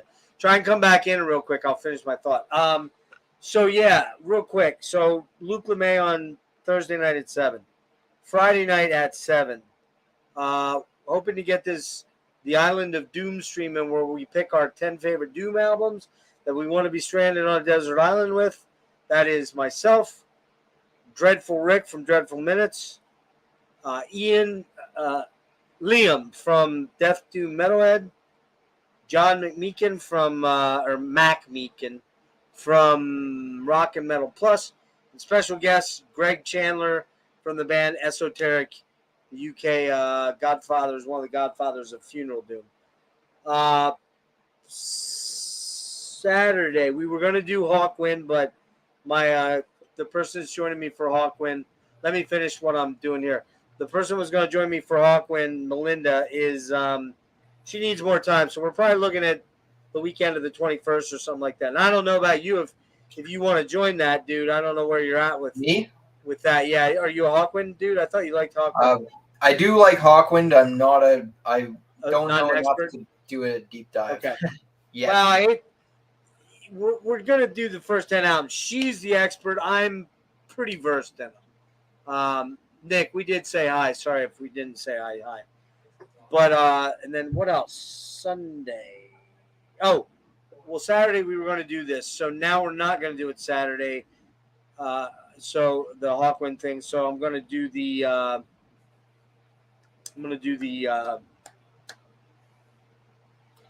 Sharing a 6-pack box set edition, which I held off on. I got 6 box sets we're going to go over. The other thing, the week after that, and I got it slated for Tuesday, but I'm not sure what I'm going to do. I don't know if I'm going to move it up or back, but it might move later in the week. And I'm hoping to get the first 4 box sets in the box book sets of Jethro Tull done as special, sharing a 6-pack with Gas Mask and Hand Grenades, sort of the Jethro Tull edition. So I'm going to do that. And then there's a couple of interviews I'm working on trying to knock down our Brian Williams, Lustmord, the Dark Ambient guru, OG. He said he's going to come on, but it's probably going to be later in the month. I'm trying to get William Basinski, who's a Found Sound guy, really amazing artist, does beautiful, beautiful. He did the disintegration loops, if you know them. Fantastic ambient soundscape stuff. And then I'm trying to get Daniel Mensch, who is a experimental artist from Portland. And then we're going to talk about this death deep dive. I need to talk to a few more people and see where I'm at with that. And maybe I'll let you in on that once I know where I'm at with that, Eric. Sounds like there's already a lot of people, but yeah, it is kind of a clusterfuck. If anybody like drops out or if you decide I'll let you know. I think we may be able to do that. I'm trying to keep it under 10 or at 7 or 8, but right now, one more won't hurt. Yeah, I'm fine either way. I'm a huge fan. I would be down for that, but I'm also fine to just watch. So I'm trying to think. There's somebody else I'm missing. There's one other thing I had. I can't remember. That's enough. That's enough bullshit. So we were talking about, what were we talking about when you froze? I don't remember. Interview. Luke LeMay. Interviews. But was it an interview? Yeah. Oh, yeah, doing interviews. So, yeah, the guys kind of said they prefer me mostly doing those on my own. So it's not me trying to be a dick. I'm very open to I totally get it. But I just, and the other thing would be I'd have to check with Luke and make sure he's cool with it, which I'm sure he would be. He really is one of the nicest guys ever. So, yeah, that's it. And you're going to get working on getting a video done, like an intro video, right? Yeah, finally. Yeah. And Psychic Vacuum, everybody. Psychic Vacuum. And all one word. Or, shit. I think it's 2 words, actually. Yeah, it is 2 words. Everything else in the description.